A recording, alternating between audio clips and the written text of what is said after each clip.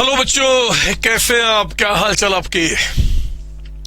आप जानते हैं कि banking company and insurance company जिन दो चैप्टर को हम पढ़ के अब आ चुके हैं आगे, इन दो चैप्टर में बच्चे जो आपका फॉर्मेट था ना उनका फाइनेंशियल स्टेटमेंट का, वो एक आपका स्पेसिफाइड फॉर्मेट था और उसी फॉर्मेट के अंदर में आपने उनका profit loss, balance sheet, revenue account सब कुछ आपने बनाया और आपने बहुत बेहतरीन तरीके से सीखा कि आखिर उसकी अकाउंटिंग कैसे होती है।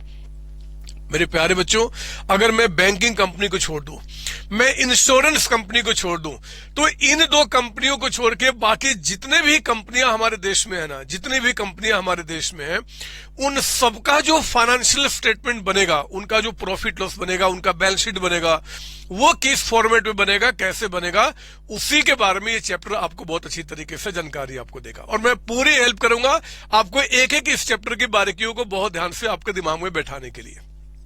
एक बात और बता दूं, मैं कल को आप कुछ समय के बाद सीएमए बन जाएंगे, आप किसी कंपनी में जाएंगे काम करने के लिए और उस कंपनी के फाइनेंस डिपार्टमेंट में आप आएंगे, तो अगर उस फाइनेंस डिपार्टमेंट में या तो फाइनेंस का इंटरप्रिटेशन आपका काम होगा या बनाना होगा फाइनेंशियल स्टेटमेंट, तो आपको ये चैप्टर आपको बहुत ही मस्त तरीके से हेल्प करने वाला है। ठीक है ना? तो हम शुरू करते हैं फाइनेंशियल स्टेटमेंट ऑफ कंपनी। देखो, इसमें आपका जो चैप्टर है ना, जो हमारा सिलेबस है, हमारे सीएमए इंटर ग्रुप 2 का जो सिलेबस है, हमारा इंस्टीट्यूट 3 टॉपिक को बोलता है कि बच्चों को समझाना है। पहला क्या है? Classification of assets liability. 12वीं क्लास 11वीं क्लास आप सीखते आ रहे हैं, तो उसी चीज को थोड़ा और इन डेप्थ मीनिंग के साथ मैं आपको यहाँ पे समझाना चाहूंगा। एक तो आपका ये, दूसरा कि जो डिविडेंड कंपनी अपने शेयर्स पे करती है ना, how that dividend is calculated. Basic सी बात है, बट एमसीक्यू के क्वेश्चंस इसमें बन जाते हैं, तो मैं आपको ये कराऊंगा। और फिर हम लोग बहुत प्यारे तरीके से हम चलेंगे preparation of financial statement. Financial statement यानी कि जो इनके प्रॉफिट लॉस होते हैं और बैलेंस शीट, ये दोनों कैसे बनेगा, हम उनके बारे में इस चैप्टर में अच्छी तरीके से स्टडी करेंगे। ठीक है ना? तो मैं पहले ना आपका ज्यादा टाइम वेस्ट नहीं करना चाहता। नो डाउट कि इसके जितने भी थ्योरी आएंगे, जो भी एमसीक्यू आएगा, वो सब कुछ हम कवर करने वाले इस चैप्टर के अंदर में। लेकिन पहली बार ये बच्चे क्लासिफिकेशन ऑफ एसेट्स लायबिलिटी का, तो मैं ना ये जो आपके बुक में ये जो दिख रहे होंगे, अभी मैं इसको छोड़ देता हूं, मैं इस पे अभी फोकस नहीं करता। ये सारी थ्योरी, सारे सेक्शन आप मेरे साथ आराम से इसको दिमाग में हमेशा के लिए बैठाएंगे। लेकिन पहला काम आपका क्या हुआ जी? Classification of assets and liability. देखो, मैं आगे बढ़ने के पहले एक चीज मैं बता दूं कि ये जो क्लासिफिकेशन है ना बच्चे, ये हम कब कर रहे हैं? ये उस दिन कर रहे हैं जिस दिन हमें अपना प्रॉफिट लॉस बैलेंस शीट बनाना है। तो generally at the end of year, जो हमारा जिसको हम बोलते हैं रिपोर्टिंग डेट, अगर कोई पूछना कि रिपोर्टिंग डेट क्या होता है, क्योंकि ये वर्ड कई बार आपके पास आएगा, तो रिपोर्टिंग डेट का मतलब होता है कि जिस डेट पे हमें अपना profit loss balance sheet report करना है to the public and to everyone, है ना, जिसके लिए भी हम बनाते हैं। तो सिंपली जब जब रिपोर्टिंग डेट आएगा, तो आप समझ लेना कि जिस दिन हम अपना फाइनेंशियल स्टेटमेंट बना रहे हैं ना, हम उस दिन इस बात को क्लासिफाई करते हैं कि आखिर कौन सा एसेट्स आपका करंट है, कौन सा नॉन करंट है। अब सुनो मेरी बात। देखो, करंट एसेट्स के डेफिनेशन में यहाँ पे ए, बी, सी एंड डी 4 बातें दी गई हैं। कहा गया है कि एनी ऑफ द फॉलोइंग, इन 4 में से कोई भी एक कंडीशन सेटिस्फाई कर दोगे ना, कोई भी एक कंडीशन, तो आप कह देना कि वो हमारा करंट एसेट्स है। और अगर 4 में से कोई भी कंडीशन, कोई भी, चारों नहीं बचे, कोई भी कंडीशन अगर सेटिस्फाई नहीं होता, मतलब ना तो आप यहां, ना यहां, ना यहां, तो कह देना कि आप उसको नॉन करंट एसेट्स है। मैं अब इसको ना बहुत प्यारे तरीके से आपको बताता हूं। देखो, इन 4 में पहले एक बार पढ़ते हैं ना कि करंट एसेट्स के बारे में क्या बोलता रहा है। An asset shall be classified as current when it satisfies any of the following criteria. Any का मतलब कोई भी एक।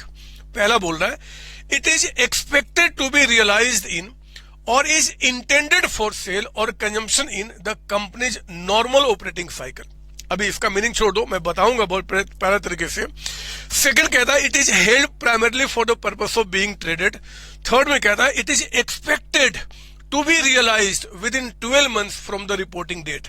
एंड फोर्थ है बच्चे, इट इज कैश और cash equivalent unless it is restricted from being exchanged और used to settle a liability for at least 12 months after the reporting date. देखो, रिपोर्टिंग डेट आया ना, तो जब भी रिपोर्टिंग डेट आएगा, आप परेशान मत हो ना। रिपोर्टिंग डेट का मतलब कि जिस दिन हम प्रॉफिट लॉस बैलेंस शीट बना रहे हैं, है ना, बस इतने दिमाग में बात रखेंगे। अब इन चारों का मतलब क्या है, आइए इसका इन डेप्थ मीनिंग समझते हैं। पहले ना मैं आपको पॉइंट नंबर बी को पहले बताना चाहता हूं। कहता है कि it is held primarily for the purpose of being traded.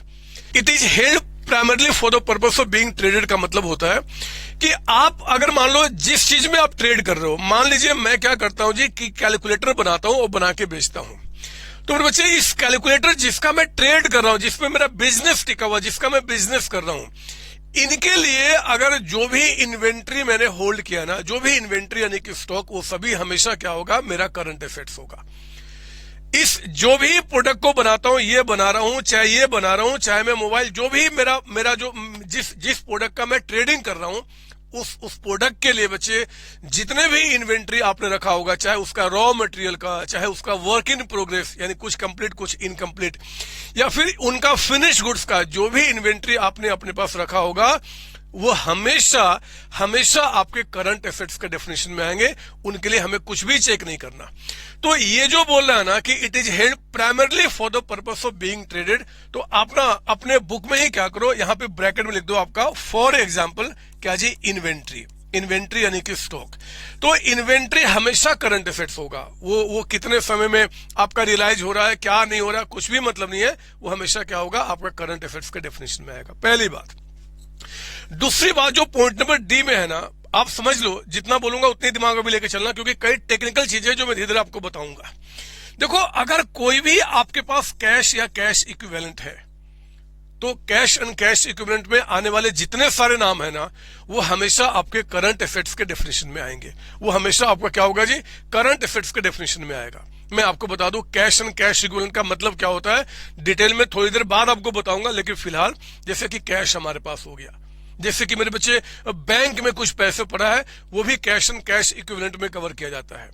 हमारे पास कोई बैंक ड्राफ्ट पड़ा हुआ है, हमारे पास कोई चेक्स पड़े हुए किसी पार्टी से हमारे पास आया है, मतलब जो आजकल परसों तरसों के अंदर में जब चाहूं तब कैश में कन्वर्ट कर सकता हूं, they all are called cash and cash equivalent. तो कहते हैं कि हमेशा याद रखना कि जो आपका इन्वेंट्री होगा, यानी कि जो भी आइटम्स आपने रखा है ट्रेड करने के लिए, एंड कैश इक्विवेलेंट, ये दोनों हमेशा आपके पास क्या होगा जी, कि करंट एसेट्स के डेफिनेशन में आएगा। हाँ, कैश एंड कैश इक्विवेलेंट में कुछ बातें लिखी हुई हैं और भी, जो कि मैं आगे बताऊंगा। फिलहाल दो बात को लेकर दिमाग में बैठा लो। इसके बाद अब जितने भी बाकी एसेट्स लायबिलिटी बच गए ना, देखो हो क्या रहा है। मैं आपको पहले ना, मैंने आपके बुक में जगह खाली छोड़ा होगा, ये नोट नंबर 1 के नीचे में, तो आप वहीं पे मेरे साथ आप लिखिए, बुक में ही लिखिए, आप यहाँ पे बुक में ही लिखेंगे आप। कहता है कि एट रिपोर्टिंग डेट, पहले तो हमेशा याद रखना, ये सारे क्लासिफिकेशन हम कब कर रहे हैं जी, रिपोर्टिंग डेट पे। रिपोर्टिंग डेट का मतलब होता है कि जिस दिन हम अपना प्रॉफिट लॉस बैलेंस शीट बना रहे हैं, रिपोर्टिंग डेट। पहली बात कहता है कि रिपोर्टिंग डेट पे आपका एक्सेप्ट स्टॉक यानी कि inventory and cash equivalent, cash and cash equivalent लिखो ना साथ में। आप या पहले देख लो मैं कितना जगह ले रहा हूं, उसके हिसाब से आप बुक में ही, अभी रजिस्टर यूज नहीं करना, बुक में ही इसको लिखो ताकि सब कुछ एक साथ ही आपको दिखाई दे। कहता है कि at the reporting date except cash and cash equivalent, इन दो को छोड़ के आपका जितने भी अदर एसेट्स आपके बिजनेस में है, अदर एसेट्स। अब मुझे बताओ कि वो अदर एसेट्स कौन कौन से होंगे, तो कोई भी नाम लो ना, आपका स्टॉक, और अगर मैं कैश को छोड़ू तो अब हमारे पास क्या बचा, आपका डेटर्स बचा, bills receivable, building, furniture, land, पता नहीं क्या क्या, जितने भी आपके पास बाकी के एसेट्स बचे, अगर उनको हमें क्लासिफाई करना है कि वो करंट है कि नॉन करंट है, तो कहा गया है कि काम करना कि आप ना पहले चेक करो कि वेदर अदर एसेट्स जो बाकी के एसेट्स हैं कैन बी यूटिलाइज्ड और कन्वर्टेड इनटू कैश। क्या ये आपका, इसको हम यूज कर लेंगे या फिर कैश में कन्वर्ट हो जाएगा, किसमें जी, आपका हायर ऑफ। आप दो चीज देखना, एक तरफ क्या देखना जी, ऑपरेटिंग साइकिल। आप चेक करना कि हमारे बिजनेस का जो ऑपरेटिंग साइकिल है वो आखिर हमारा कितना है। सर ऑपरेटिंग साइकिल क्या होता है अभी बताऊंगा। और दूसरे तरफ मेरे बच्चे आप रखना क्या, यहाँ पे 12 मंथ्स, 12 महीने। आप देखना कि जितने भी एसेट्स हैं, इन दो एसेट्स को छोड़ के, अगर हमारे बिजनेस का जो भी ऑपरेटिंग साइकिल है उसका पीरियड आप यहां लिखना, एक तरफ 12 महीने लिखना, और इन दोनों का जो हायर होगा उसके अंदर में अगर या तो वो एसेट आपका यूज हो जाएगा या फिर वो कैश में कन्वर्ट हो जाएगा, तो उस केस में क्या होगा कि हम उसको फिर करंट एसेट्स कहेंगे। अगर ऐसा हो जाता है तो कहते हैं कि विल बी कॉल्ड, अगर ऐसा हो जाता है तो हम क्या बोलेंगे जी, कहेंगे उनको will be called current assets, हम उनको करंट एसेट्स बोलेंगे। अगर वो नहीं हो पाया तो हम उसको क्या करेंगे जी, फिर नॉन करंट एसेट्स बोलेंगे। फिर बच्चे आप ना इसको लिखना है और मेरी बुक में ही लिखना है। मैंने नोट नंबर 1 के नीचे में आपके पास प्रॉपर जगह छोड़ा हुआ है, आपको छोटा लिखना है जैसे भी, बट वहीं पे लिखो ताकि एग्जाम के टाइम पे ना आपको एक ही जगह सारा चीज दिख जाए कि फटाफट कैसे आपको याद होगा। ठीक है ना, मैं किनारे हो जाता हूं, आप इसको प्लीज कॉपी कर लो वीडियो को पॉज करके। सर हो गया, अब मेरी बात ध्यान सुनना। देखो मैं क्या बताना चाहता हूं, एक्चुअली ना मैं आपको यहाँ पे पॉइंट नंबर ए और पॉइंट नंबर सी दोनों को एक साथ आपको बता रहा हूं कि दोनों का मीनिंग क्या होता है। तो कहा गया है कि आप एक बताओ कि पहले तो आप कोई भी एसेट्स लायबिलिटी को ना रिपोर्टिंग डेट पे चेक करना कि हायर ऑफ ऑपरेटिंग साइकिल, ये ऑपरेटिंग साइकिल क्या होता है सर, मैं आपको ऑपरेटिंग साइकिल का मतलब बताता हूं। ये देखो, मान लीजिए मैं इस कैलकुलेटर को बना के मार्केट में बेचता हूं, पर बच्चे मेरा ये जो ऑपरेटिंग साइकिल है ना, ये कब शुरू हुआ होगा, जब मैंने इसके लिए रॉ मटेरियल परचेज किया होगा। जिस दिन मैंने मार्केट से रॉ मटेरियल परचेज किया ना, उस दिन से इस कैलकुलेटर का ऑपरेटिंग साइकिल शुरू हो गया। हमने आज रॉ मटेरियल को परचेज किया और रॉ मटेरियल को परचेज करके हम क्या कीजिए, अपने फैक्ट्री में लेकर आए। फैक्ट्री में हमने उसको क्या किया, उसको कैलकुलेटर में चेंज किया। रॉ मटेरियल को हमने क्या किया, कैलकुलेटर में चेंज किया, और चेंज करके मान लो हमें लगभग इतना इस डेट पे हम क्या करते हैं, उसको बेचते हैं। मैं थोड़ा ठीक से बताऊं क्या आपको ऑपरेटिंग साइकिल का क्या मतलब होता है। यहीं पे मैं ना आपको एक नोट, यहाँ जगह मुझे थोड़ा सा बनाना पड़ेगा, मैं आपको ना यहाँ पे मीनिंग ऑफ ऑपरेटिंग साइकिल आपको दिखाना चाहता हूँ कि एक्चुअली हमारा जो अकाउंट्स है वो ऑपरेटिंग साइकिल क्या बोलता है, ऑपरेटिंग साइकिल क्या बोलता है। देखो इसका मतलब क्या है, ये एक टाइम पीरियड में दिखा रहा हूं, जिस टाइम पीरियड में मान लो ये डेट है, date of purchase of raw material. अगर हम उसको प्रोड्यूस करते हैं, मतलब कि बनाते हैं और फिर उसको बेचते हैं, तो इस डेट पे हमने क्या किया जी, रॉ मटेरियल परचेज किया। रॉ मटेरियल परचेज करके अपने बच्चे आप क्या करोगे जी, आप इस रॉ मटेरियल को आप लेकर आओगे और हम यहाँ पे क्या करते हैं, प्रोडक्शन प्रोसेस में। तो मान लीजिए ये जो रॉ मटेरियल परचेज किया ना, वो प्रोडक्शन प्रोसेस में इतने समय तक रहा। प्रोडक्शन प्रोसेस का मतलब हुआ कि उसको फिनिश गुड्स बना के तैयार करने में मान लीजिए हमें इतना समय लगता है, और इस समय मैं कुछ भी ले रहा हूं, एज्यूम कर रहा हूं, मान लीजिए आपका 3 मंथ्स लगता है, 3 मंथ्स लगता है बच्चे, है ना। जनरली क्या देख रहे हैं कि जब गुड्स बन के तैयार हो जा रहा है और जब इसको हम सेल कर रहे हैं, तो इसमें ना एक टाइम गैप है।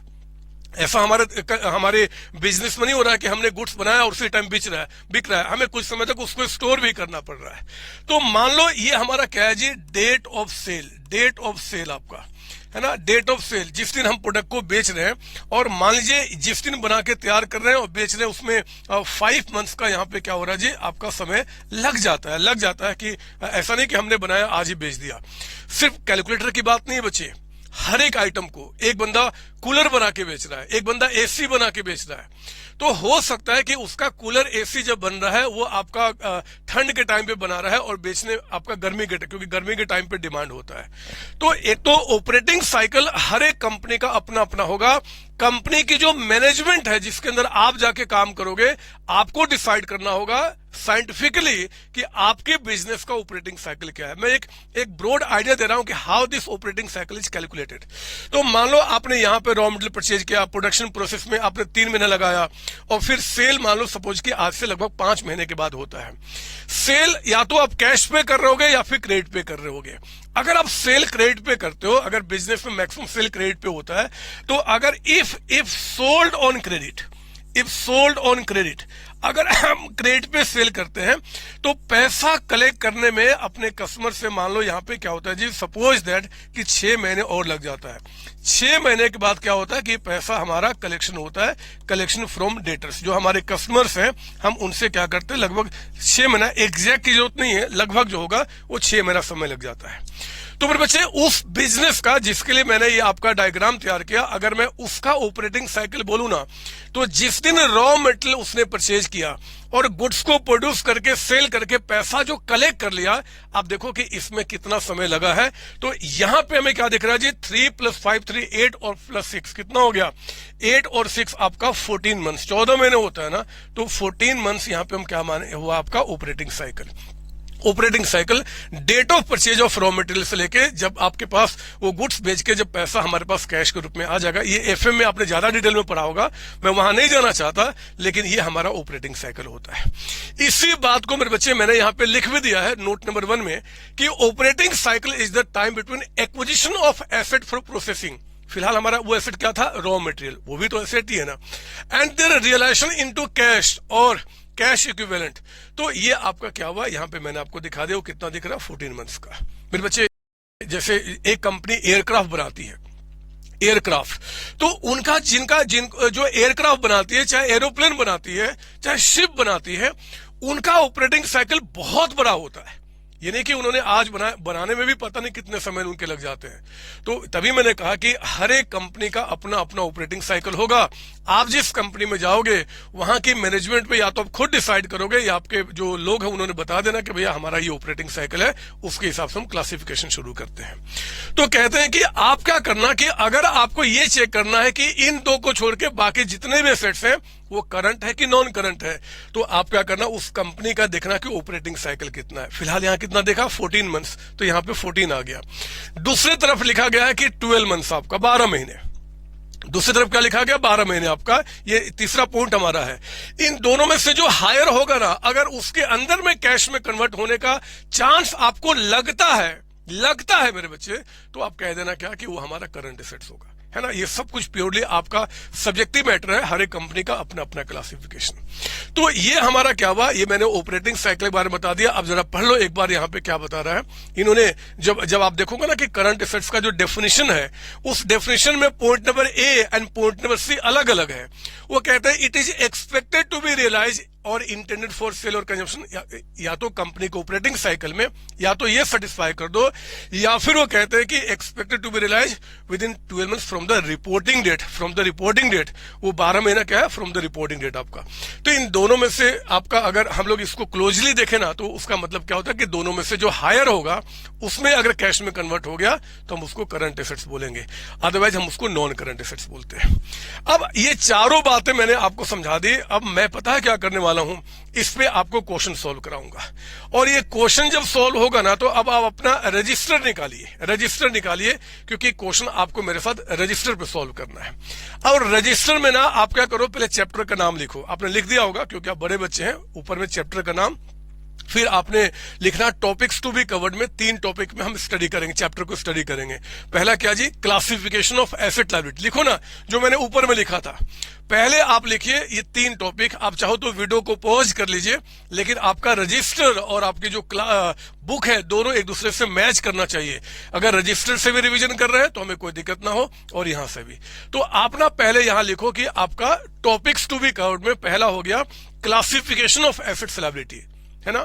दूसरा टॉपिक लिखिए computation of dividend on shares, और तीसरा preparation of financial statement of the company. यानी कि 3 पार्ट में हम पूरे चैप्टर को स्टडी करेंगे। इस 3 पार्ट को लिखने के बाद मैं 1 सेकंड के लिए साइलेंट हो जाता हूं, वीडियो को पॉज करके आप पहले इस तीनों को लिख दो ऊपर में। आपका हो गया सर, हो गया। अब एक काम करो कि अब इस पेज को छोड़ दो, आप इस पेज को छोड़ दो। हमें ज्यादा कंजूसी नहीं करना, हमें पेज से मतलब नहीं है, हमें अपने सीएमए डिग्री से मतलब है। हमें मतलब है अपने नाम के साथ ये सीएमए जल्दी से जल्दी ऐड करें और बहुत ही मस्त तरीके से ऑर्गेनाइज्ड वे में मैं काम करूं।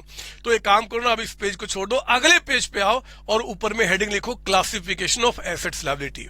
ऊपर में क्या लिखा, क्लासिफिकेशन ऑफ एसेट्स लायबिलिटी, है ना। और उसके अंदर में नाउ स्टार्ट सॉल्विंग क्या जी, आपका क्वेश्चन नंबर 1। है ना, जो मैंने नोट्स बड़े मस्त तरीके से बुक आपके लिए तैयार किया था कि आपको बुक से ही पढ़ना शुरू हो ना, तो एग्जाम के टाइम पे मैं देखता हूँ कि बच्चे ना बुक को फॉलो करो कि उसको फॉलो करो, थोड़ा कंफ्यूजन होता है। तो खासकर इस चैप्टर में बड़ा अच्छा एक्सपेरिमेंट मैंने आपके लिए किया हुआ है, ये आपने नोट डाउन कर लिया होगा, मुझे पूरा विश्वास है। अब हम आगे, लिखिए मेरे साथ अब अपने रजिस्टर में, न कि बुक में। आपका सोल्यूशन करेंगे आप क्या जी, क्वेश्चन नंबर 1 का सोल्यूशन करेंगे, क्वेश्चन 1 का। मेरे साथ पढ़िए, मेरे साथ क्या बताना, आप बुक में देख लो चाहे मेरे साथ यहां देख लो। Classify the following assets liability into current and non current category. कहता है कि ये सारे एसेट्स के नाम हैं और इसमें आपको पीरियड ऑफ ऑपरेटिंग साइकिल आपको बता दिया। हमेशा एग्जाम में अक्सर देखा है कि इसे क्वेश्चन एमसीक्यू के बनते हैं, तो आपको क्या होगा ना कि एसेट का नाम बताएगा और दूसरा क्या जी, उसका ऑपरेटिंग साइकिल बताएगा। एक बात ध्यान से सुनना, आप प्लीज दुनिया में किसी को मत बताना, मैं आपसे बहुत प्यार करता हूं इसलिए बात आपको पता होना चाहिए। मेरे प्यारे बच्चों, क्वेश्चन के अंदर में ऑपरेटिंग साइकिल बता दिया तो ठीक है, लेकिन अगर क्वेश्चन के अंदर में आपको ऑपरेटिंग साइकिल बोलता है कि नहीं पता, नॉट अवेलेबल, हमें नहीं समझ में आ रहा कितना है, तो आप हर एक कंपनी अगर उनको अपना, क्योंकि कब परचेज किया कब सेल किया हर एक कंपनी निकाल नहीं पाएगी, उनको किसी को दिक्कतें होंगी। तो जिन कंपनी को नहीं समझ में आ रहा है कि कितना हम ऑपरेटिंग साइकिल का पीरियड ले, तो उनको कहा गया कि 12 मंथ्स आप एज्यूम करते हुए अपना आगे बढ़ जाना, है ना, रियल लाइफ में भी और हमारे एग्जाम में भी। तो मैं सिर्फ ये कहना चाहता हूं कि अगर एग्जाम में आ गया कि बताओ जी करंट एसेट्स है कि नॉन करंट एसेट्स है, एंड ऑपरेटिंग साइकिल का अगर पीरियड क्वेश्चन में नहीं दिया हुआ है, तो 12 मंथ्स मानते हुए क्वेश्चन को सॉल्व करेंगे। आपको कोई नोट भी लिखने की जरूरत नहीं है कि हमने एज्यूम किया है, लिख देना आपका अच्छा रहेगा, बट कोई इसके कंपल्शन नहीं है। अब सुनिए क्या बता रहा है। इसने 3 बातें बताई, एक तो एसेट्स का नाम, वो पीरियड ऑपरेटिंग साइकिल का कितना पीरियड है उस कंपनी का, and period in which it is expected to be converted या सेटल्ड इन कैश, है ना, जो हमें कैश में कन्वर्ट जितने समय में हो जाएगा वो आपको पीरियड यहाँ पे बता रहा है। तो आइए ना, देखो हम यहाँ पे सॉल्यूशन कैसे करेंगे। मैं एक काम करता हूँ, इसको छोटा कर देता हूँ, आप अपने बुक में देखिए, अब मैं इसका सॉल्यूशन करा रहा हूँ। मेरे साथ स्टार्ट करेंगे आप सॉल्यूशन ऑफ क्वेश्चन नंबर 1, लिखिए मेरे साथ, सॉल्यूशन स्टार्ट करेंगे ऑफ क्वेश्चन नंबर 1। यहाँ पे क्वेश्चन नंबर 1 है ना, लिखेंगे यहाँ पे स्टेटमेंट शोइंग। ऐसे तो ये क्वेश्चन एमसीक्यू में आएगा, लेकिन जब हम अभी फाइनेंशियल स्टेटमेंट में आएंगे तो इसका रूल बढ़ जाएगा वहां पे, तो हमें सब कुछ पता होना चाहिए। Statement showing classification statement showing classification of asset and liabilities, है ना। हम एसेट के भी, लाइबिलिटी भी है क्या इसमें, हाँ लाइबिलिटी भी है, लाइबिलिटी में परेशान मत होना, सेम चीज चलेगा, मैं उसका अलग से आपको डेफिनेशन दिखाऊंगा, बट सेम चीज चलता है बच्चे, सेम चीज चलता है। तो आप स्टार्ट करो ना, देखो मैं क्या करूंगा। आप एक काम करो, पहले देख लो मेरे कितने कॉलम बन रहे हैं, उसके बाद आप वीडियो को पॉज करके कॉलम बनाना। एक तो एसेट का जो नाम है उसको मैं यहां पे लिखूंगा, ठीक है ना। फिर मैं क्या करूंगा, चेक करूंगा कि भैया उस एसेट के लिए उस कंपनी का जो ऑपरेटिंग साइकिल है वो कितना है। अब देखो ये इतने सारे एसेट, सबका अलग अलग ऑपरेटिंग साइकिल, तो ये मत सोचना कि यार कंपनी का, एक ही कंपनी का अलग अलग ऑपरेटिंग साइकिल है, ऐसा नहीं होगा। हर एक कंपनी का एक ही ऑपरेटिंग साइकिल होगा बच्चे। लेकिन मैं ना आपको ये क्वेश्चन करा रहा हूं, यानी कि ये जितने भी है ना, ये उनके लिए डिफरेंट टाइप्स ऑफ कंपनी है। किसी कंपनी का ऑपरेटिंग साइकिल 14 है, किसी का 15 है, किसी का मैं नहीं पता, किसी का ये, तो डिफरेंट टाइप्स ऑफ कंपनी है। वो सारी कंपनियां एक साथ इकट्ठा होके हम सीएमए के पास आई है, बोलती है कि जरा क्लासिफाई कर दो कि ये करंट एसेट्स है कि नॉन करंट एसेट्स है। तो आप वही काम कर रहे हो बस, है ना, ज्यादा चीज दिल पे हम नहीं लेते। तो हमने क्या किया, एक तो एसेट का नाम हम यहां पे लिखेंगे। हमने देखा कि आपका पीरियड ऑफ ऑपरेटिंग साइकिल कितना है, पीरियड ऑफ ऑपरेटिंग साइकिल हम ये देखेंगे उस एसेट का। और यहां पे एक हमने जो कि 12 मंथ्स का जो कंसिडरेशन है, 12 मंथ्स जो ध्यान देना हमने, उसको हम लिखेंगे। आपको पता है, आपके संतोष सर ने बताया है कि अगर मैं इसको कह दूं कि कॉलम ए है और इससे कह दूं कॉलम बी है, तो हम क्लासिफिकेशन को करने के पहले क्या लेते हैं जी, higher of A and B. आपका ए एंड बी इन दोनों में से जो भी हायर होगा हम उस पीरियड को पहले यहां पे लिखेंगे। और फिर देखेंगे कि आपका जो पीरियड इन विच आपका convertible into cash, convertible into cash, ये सब एक्सपेक्टेड होता है। आज जिस दिन हम प्रॉफिट लॉस बैलेंस शीट बना रहे हैं, हम एग्जैक्ट नहीं बता सकते कि वो कब हमारा कैश में कन्वर्ट होगा। ये एक्सपेक्टेशन होता है कि ये एसेट लगभग जी इतने समय में हमारे पास आ जाएगा, या कोई एग्रीमेंट पहले से आपके पास है ना। तो फिर हम क्या करेंगे, ये रिमार्क देना स्टार्ट करेंगे कि अब हमारे मुताबिक वो करंट एसेट्स है कि करंट लायबिलिटी है। मेरे प्यारे बच्चों, आगे बढ़ने के पहले ना, क्योंकि आगे क्वेश्चन का आंसर तो आपको मेरे साथ ही करना है, तो आप एक काम कीजिए ना, आप वीडियो को पॉज करके पहले जल्दी से ये फॉर्मेट आप रेडी कर लो, क्योंकि इसी में हम सारी बातें लिखने वाले हैं। जल्दी कीजिए, आप जल्दी कीजिए। सर हो गया तो आओ शुरू करो। फिर जब हो गया तो फिर क्या दिक्कत। पहला एसेट ए, एसेट का नाम क्या है जी आपका ए। मुझे बताओ इस एसेट का आपका ऑपरेटिंग साइकिल कितना बता रहा है, 14 मंथ्स। तो आप यहाँ पे 14 मंथ्स लिखेंगे, 14 मंथ्स लिखेंगे। यहां पे तो हमेशा क्या होगा, 12 मंथ्स ही होगा, 12 मंथ्स ही होगा।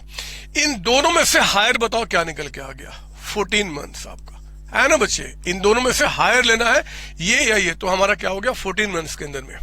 मुझे बताओ कि period in which convertible into cash वो कितना बता रहा है, 16 मंथ्स। तो हमने यहां पे क्या किया, अब लिखा 16 मंथ्स। अब हमारा एग्जाम में इस क्वेश्चन को सॉल्व करते समय देखो हमारा फोकस क्या होगा। अब ये सारी चीजें भूल जा, बस ये देखो, अगर ये एसेट, जिस एसेट की बात कर रही है, एसेट इक्विपमेंट है, बिल्स रिसीवेबल है, डेटर्स है, मशीन है, बिल्डिंग है, फर्क नहीं पड़ता।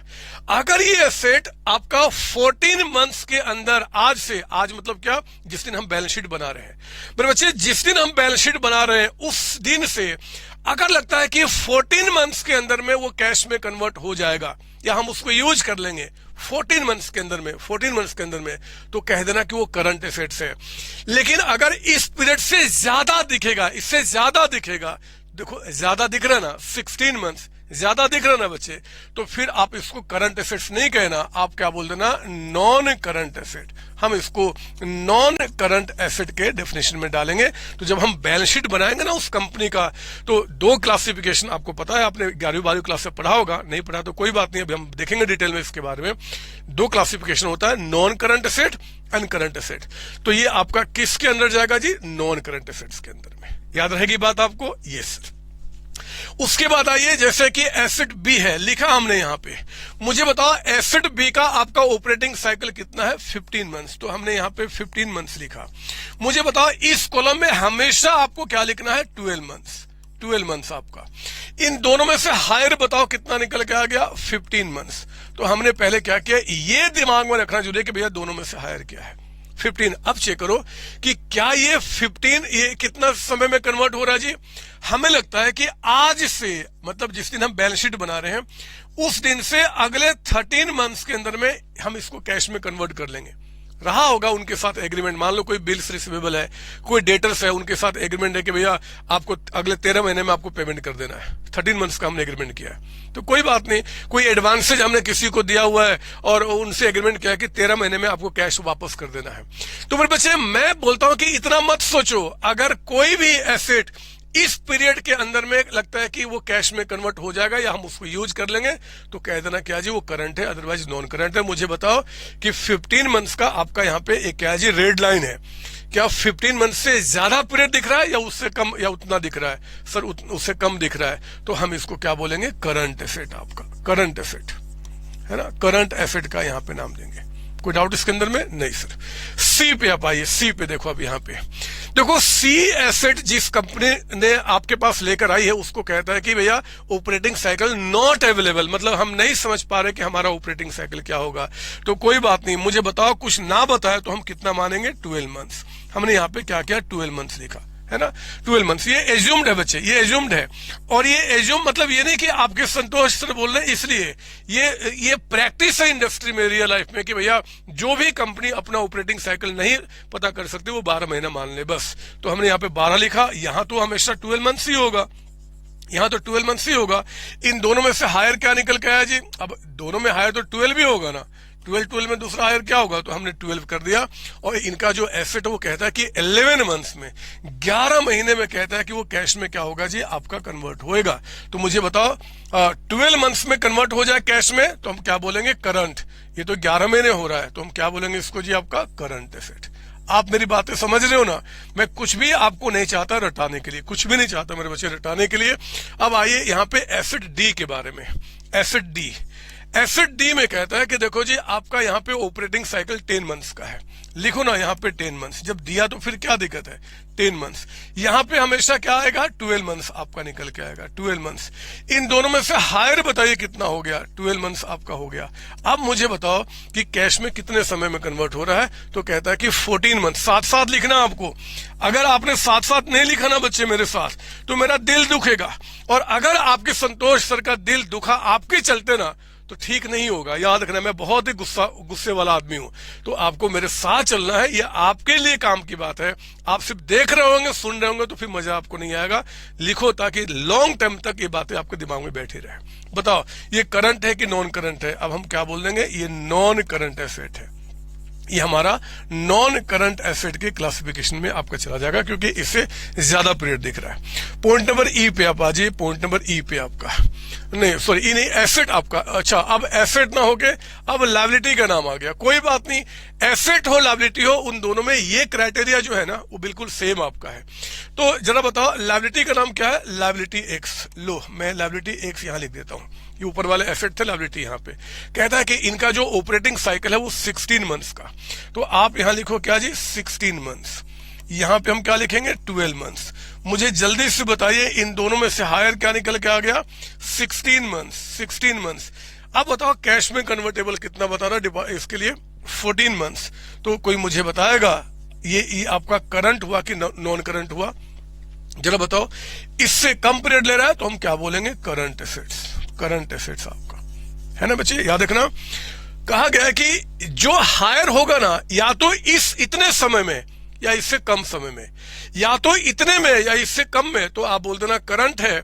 अगर इससे ज्यादा लोगे तो कह देना कि नॉन करंट है।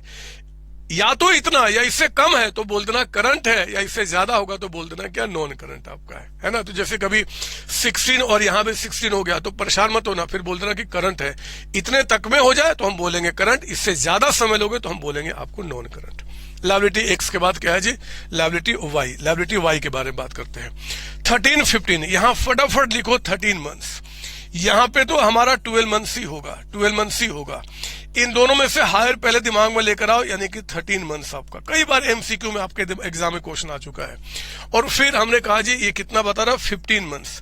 तो मुझे बताओ कि क्या वो इतना या उससे ज्यादा, इससे ज्यादा में जा रहा है, इतना या इससे कम है, तो फिर करंट, बाकी नॉन करंट। तो ये क्या बोलेंगे जी, नॉन करंट। और मैंने गलती कर दी ना, अगर आपने ध्यान नहीं दिया, मुझे समझ में नहीं आया, बट मैंने गलती की, क्योंकि बात यहाँ पे लायबिलिटी की हुई थी। तो करंट एसेट नहीं बदमाश, करंट लायबिलिटी कहेंगे। लायबिलिटी को लायबिलिटी में डालेंगे ना, बाकी करंट एसेट्स। ठीक है, सुनो ना, इसके बाद हम लायबिलिटी जेड की बात करते हैं। जेड की बात करते हैं। ये 9 मंथ्स यहाँ पे है, 12 मंथ्स यहाँ पे। हायर कितना हो गया जी, 12 हो गया। बताओ ये कन्वर्टेबल कितना बता रहा है, 10 मंथ्स। यहाँ पे 10 हमारे पास हो गया। तो ये आपका कम है ना, तो यानी कि हमने क्या बोल दिया, करंट लायबिलिटी। आप इसको करंट लायबिलिटी का नाम दीजिए। फिर आइए, अब उसके बाद कुछ प्यारी प्यारी बातें हैं। फिक्स डिपोजिट, ये हमने क्या लिखा जी, आपका फिक्स्ड डिपोजिट्स। फिक्स डिपॉजिट्स आपने किया हुआ है, फिक्स डिपॉजिट। मेरे बच्चे, फिक्स डिपॉजिट जो आपके पास है ना, ये कहता है कि नॉट अवेलेबल, और ये कहता है कि 13 मंथ्स। मतलब कि लगता है कि हम इसको 13 मंथ्स में क्या करेंगे, आपका कैश में कन्वर्ट कर लेंगे। अब मेरी बात ध्यान से सुनना। जब भी फिक्स डिपॉजिट, अब आप पहले मम्मी पापा से आज बात कर लेना, अभी अभी पता कर लेना अपने घर में कि जो फिक्स डिपॉजिट्स होते हैं ना, वो आप बैंक में वो पैसा है जिसको आज के टाइम पे जब चाहो तब तोड़ लो। अगर आपका मन है कि भैया मैं तो 13 महीने के बाद तोड़ूंगा, ठीक है, आपकी मर्जी कि कब तोड़ोगे। लेकिन फिक्स डिपॉजिट वो अमाउंट होता है जब चाहूं तब मैं क्या करूं जी, उसको कैश में कन्वर्ट कर दूं। तो याद रखना, अगर कोई फिक्स डिपॉजिट आपने बैंक में किया, यानी कि बैंक में रखा हुआ पैसा है और उसमें कोई रेस्ट्रिक्शन नहीं है, देखो कहीं पर रेस्ट्रिक्शन नहीं है, वो सिर्फ बोल रहा है कि भैया हम उसको 13 महीने में तोड़ेंगे। आप उसको 13 महीने में तोड़ो, 20 में, 50 में, हमें मतलब नहीं है। जरा बताओ क्या कोई रेस्ट्रिक्शन आपको दिख रहा है यहाँ पे कि इतने समय के बाद आप तोड़ोगे? नहीं होता तो आपको पक्का बताता। तो मेरे बच्चे, आप ना ये जो आपका फिक्स डिपॉजिट है, ये फिक्स डिपॉजिट आपका कैश एंड कैश इक्विवेलेंट हुआ। और कैश एंड कैश इक्विवेलेंट को आपके संतोष सर ने बोला था वो हमेशा करंट एसेट्स होगा, हमेशा क्या होगा, करंट एसेट्स होगा। अभी बोला था बदमाश। आप ऐसे मुझे देखते हो तो मुझे गंदा लगता है। मैंने कहा था except inventory and cash equivalent, देख रहे हो आप यहाँ पे। तो फिक्स डिपॉजिट जो है ना, इट्स ए पार्ट ऑफ आपका कैश एंड कैश इक्विवेलेंट। तो मैं पता क्या करूंगा, इसके लिए ये सारी बातें आपका क्या होंगे, नॉट एप्लीकेबल। और मैं क्या करूंगा जी, इसको हमेशा क्या करेंगे, आप यहाँ पे वो करंट एसेट के अंदर में ही दिखाया जाएगा। करंट एसेट, आपका करंट एसेट मैं लिख देता हूं ब्रैकेट में आपके लिए। It's a part of cash and cash equivalent लिख दो यहाँ पे, ताकि रिवीजन के टाइम पे आपको दिक्कत ना हो। कैश एंड कैश इक्विवेलेंट है ना। जब तक क्वेश्चन में ना बता दे कि भैया जिस बैंक में आपने एफडी किया है उसमें रिस्ट्रिक्शन है, तब तो जब चाहे तो अब तोड़ दे। एक मेरे बड़े ही प्यारे मित्र हैं, उन्होंने क्या किया जी कि एक हमारे देश में किसान मैं भूल गया, कुछ ऐसा नहीं, बच्चे के नाम पे है कि बच्चा कोई योजना है आपका, मैं नाम नहीं भूल रहा हूं। तो उन्होंने क्या किया, उसमें एफडी किया है 10 लाख रुपए का, लेकिन वो पैसा आप 2 साल के बाद ही निकाल सकते हो, 2 साल के पहले आप उसको ब्रेक ही नहीं कर सकते। तो मेरे बच्चे फिर वो कैश एंड कैश इक्विवेलेंट पे नहीं होगा।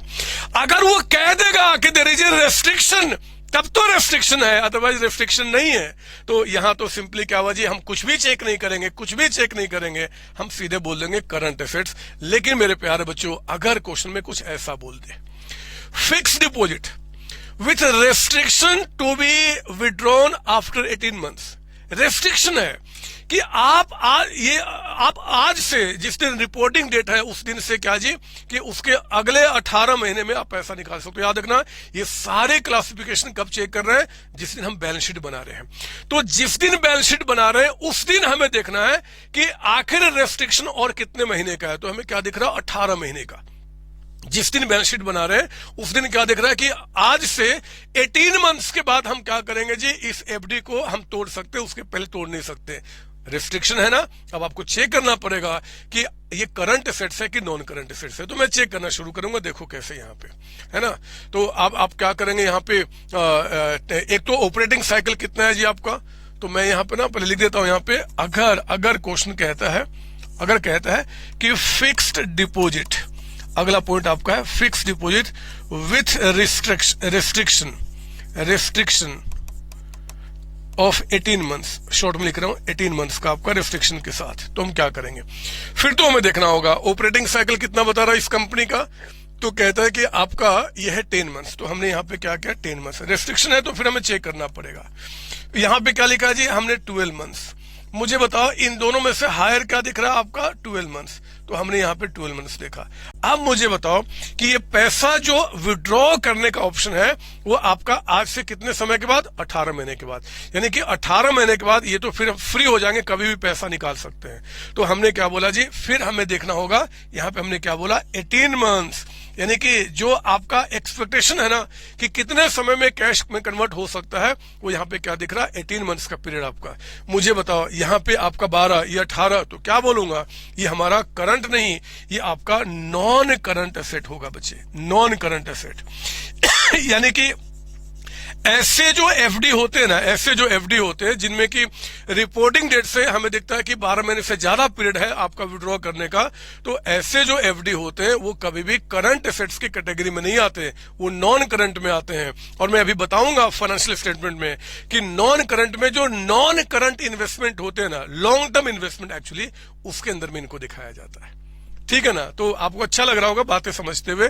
अब देखो, मान लो यहां पे कह दिया कि भैया एक फिक्स डिपॉजिट है, लेकिन रेस्ट्रिक्शन है जी, आप आज से, आज ये कब, जिस दिन हम अपना प्रॉफिट लॉस बैलेंस शीट बना रहे हैं, हमेशा उसी दिन हम देखते हैं। तो उस दिन से अभी और अगले 10 महीने के बाद हम क्या कर सकते हैं जी, इस एफडी को तोड़ सकते हैं। तो अब देखो रेस्ट्रिक्शन है ना, तो हमें चेक करना पड़ेगा। यानी कि हमने क्या किया, यहां लिखा फिक्स डिपॉजिट है ना, और यहां हमने बोल दिया शॉर्ट में कि विथ रेस्ट्रिक्शन। रेस्ट्रिक्शन कितने समय का है जी, यहाँ पे आपका 10 मंथ्स का। तो आइए हम देखते हैं कि अब इसका क्लासिफिकेशन क्या होगा। ठीक है ना।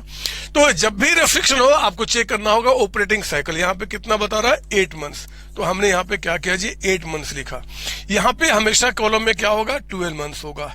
इन दोनों में से हायर क्या निकल के आ गया, 12 मंथ्स निकल के आया। उस 12 मंथ्स को हमने यहाँ पे लिख दिया। और बताओ ये कितने समय में आप इसको ब्रेक कर सकते हो, आज से 10 महीने के बाद, नॉट बिफोर दैट आपका। तो आज से 10 महीने के बाद ना वो फ्री हो जाएगा, कभी भी आप निकाल सकते हो, उस दिन निकाल लो चाहे जब भी आपकी मन हो। तो मेरे बच्चे इससे कम में आए ना तो फिर क्या होगा, ये करंट एसेट के अंदर में जाएगा, करंट एसेट के अंदर में जाएगा। ये कहां जाएगा, करंट एसेट्स के अंदर में। सुनो, ये जो आपका फिक्स डिपॉजिट है वो करंट एसेट्स के हेडिंग में जाएगा, लेकिन करंट एसेट्स में कैश एंड कैश इक्विवेलेंट में नहीं। कैश एंड कैश इक्विवेलेंट का मतलब होता है कि भैया जब चाहेंगे तब उसको पैसा हम कैश में कन्वर्ट कर सकते हैं, उसको बोलते हैं कैश एंड कैश इक्विवेलेंट। तो ठीक है, ये आपका करंट एसेट्स में जाएगा। करंट एसेट्स में मैं एक चीज दिखाऊं, मुझे अच्छा लगेगा, अगर आप थोड़ा सा गुस्सा ना करें तो मैं ना आपको बैलेंस शीट का एक फॉर्मेट दिखाता हूं जो जिसमें हम सारी चीजें पढ़ेंगे। ये देखो आप यहाँ पे, ये देखो है ना हमारा, ये तो खैर लायबिलिटी साइड है, ये रहा हमारा एसेट साइड। ये देखिए एसेट साइड में एक हमारा नॉन करंट, दूसरा करंट। तो मुझे बताओ कि जो अभी अभी हम जिस एफडी की बात की है जो कि 10 महीने के अंदर ब्रेक कर सकते हैं, वो पहले बताओ नॉन करंट में आएगा कि करंट में आएगा? सर करंट में आएगा। तो हम यहां पे आ जाएंगे और करंट एसेट्स में आप देखते हैं कि किस सब हेडिंग में जाएगा। तो करंट एसेट्स में क्या मैं उसको कैश एंड कैश इक्विवेलेंट में डालूं या कहीं पे और? यहां नहीं डाल सकता, यहां पे तो उन्हीं को लिखूंगा जिसको जब चाहूं तब कैश में कन्वर्ट कर सकता हूं। आज ही बच्चे कैश हो गया, बैंक में जो पैसा है वो एफडी जो विदाउट एनी रिस्ट्रिक्शन था, कोई चेक्स पड़े हुए किसी पार्टी से आए हुए और अभी डाल देंगे हम या 2-4 दिन में डाल देंगे एफडी, ऐसे चीजें अगर होंगी तो है ना, तो वो यहां पे आपका नहीं आएगा। तो फिर कहां डालूं मैं? करंट इन्वेस्टमेंट में। ऐसे एफडी को हम यहां दिखाएंगे।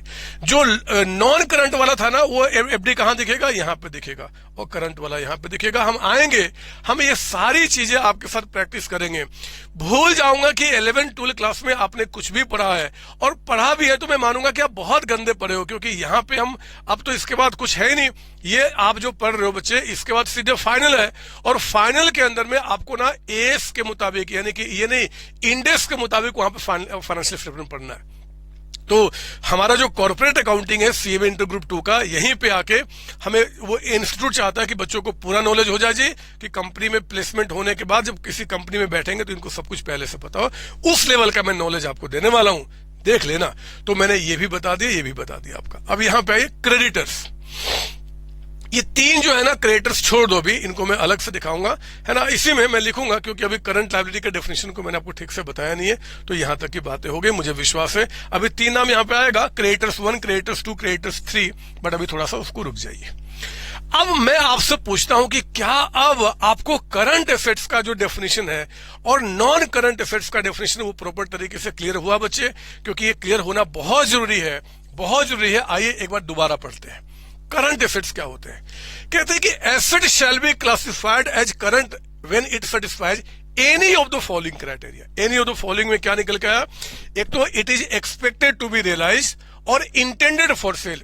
या तो वो रियलाइज हो जाएगा, या हम उसको बेच देंगे, या फिर हम उसको कंज्यूम कर लेंगे अपने जो नॉर्मल ऑपरेटिंग साइकिल है उसके अंदर में। या फिर क्या जी, it is expected to be realise within 12 months from the reporting date. Reporting date से अगले 12 महीने के अंदर में अगर वो कैश में कन्वर्ट हो जाएगा या उसको यूज कर लेंगे तो भी ठीक है आपका। तो इन दोनों को मैंने एक साथ करके बता दिया। इन दोनों को अगर ठीक से पढ़ा जाए तो कहा जाता है विच एवर इज हायर। पता नहीं उन्होंने आपके इंस्टीट्यूट की गलती नहीं है, डेफिनेशन में ही दोनों को उन्होंने अलग अलग क्यों दिया हुआ है। उनको सिंपल वर्ड देना चाहिए था, कह देना था कि भैया whichever is higher. But anyway, तीसरा, जो भी एसेट हेल्ड किया प्राइमरली फॉर बीइंग ट्रेडेड, यानी कि इन्वेंट्री हमेशा आपका करंट होगा। और ये देखो ना, कैश एंड कैश इक्विवेलेंट, ये हमेशा क्या होगा? करंट होगा।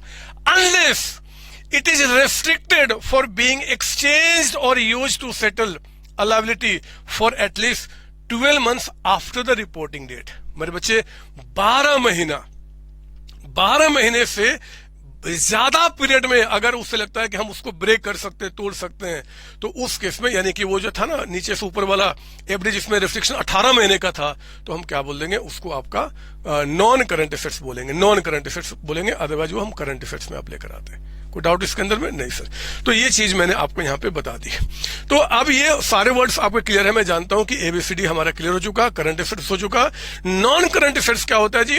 ऑल अदर एसेट्स जो which do not fall in the definition of current assets shall be classified as non current. आप ये भी समझ चुके हैं। एक बात बता दूं, एग्जाम में आ जाए, right A short notes on current assets and non current assets. तो उस केस में आपको क्या करना, अगर ऐसा क्वेश्चन आएगा तो कम से कम 4 नंबर का आएगा। तो आपने करंट एसेट्स को पहले डिफाइन करना होगा, ऐसे ही जैसे इन्होंने किया। आप ए और सी को क्लब नहीं करना, क्लब वाला तो मैंने समझाने के लिए बताया, आप ऐसे लिखना जब डेफिनेशन की बारी आएगी, चारों को अलग अलग आपका।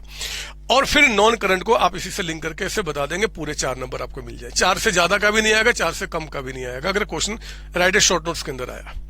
अगर एग्जाम में आ जाए right A short notes on non current assets, तो मेरे बच्चे ध्यान रखना, जब यहां पे नॉन करंट एसेट्स के बारे में आ गया और 4 नंबर का क्वेश्चन आ गया, 4 मार्क्स का क्वेश्चन, तो आपको अगेन ये सारी बातें लिखनी पड़ेंगी, क्योंकि इसका डेफिनेशन कुछ है ही नहीं, वो सब इन पे टिका हुआ है। तो पहले आपको बताना होगा कि एसेट्स को हम ब्रॉडली 2 पार्ट में डिवाइड करते हैं। करंट का मतलब ये होता है जी नॉन करंट, जो इसमें क्लासिफाई नहीं होगा, तभी आपको 4 मार्क्स मिलेंगे। सिर्फ इतना लिखने के 4 नंबर कोई एग्जामिनर आपको देगा नहीं बच्चे, कोई डाउट इसके अंदर में? नहीं सर।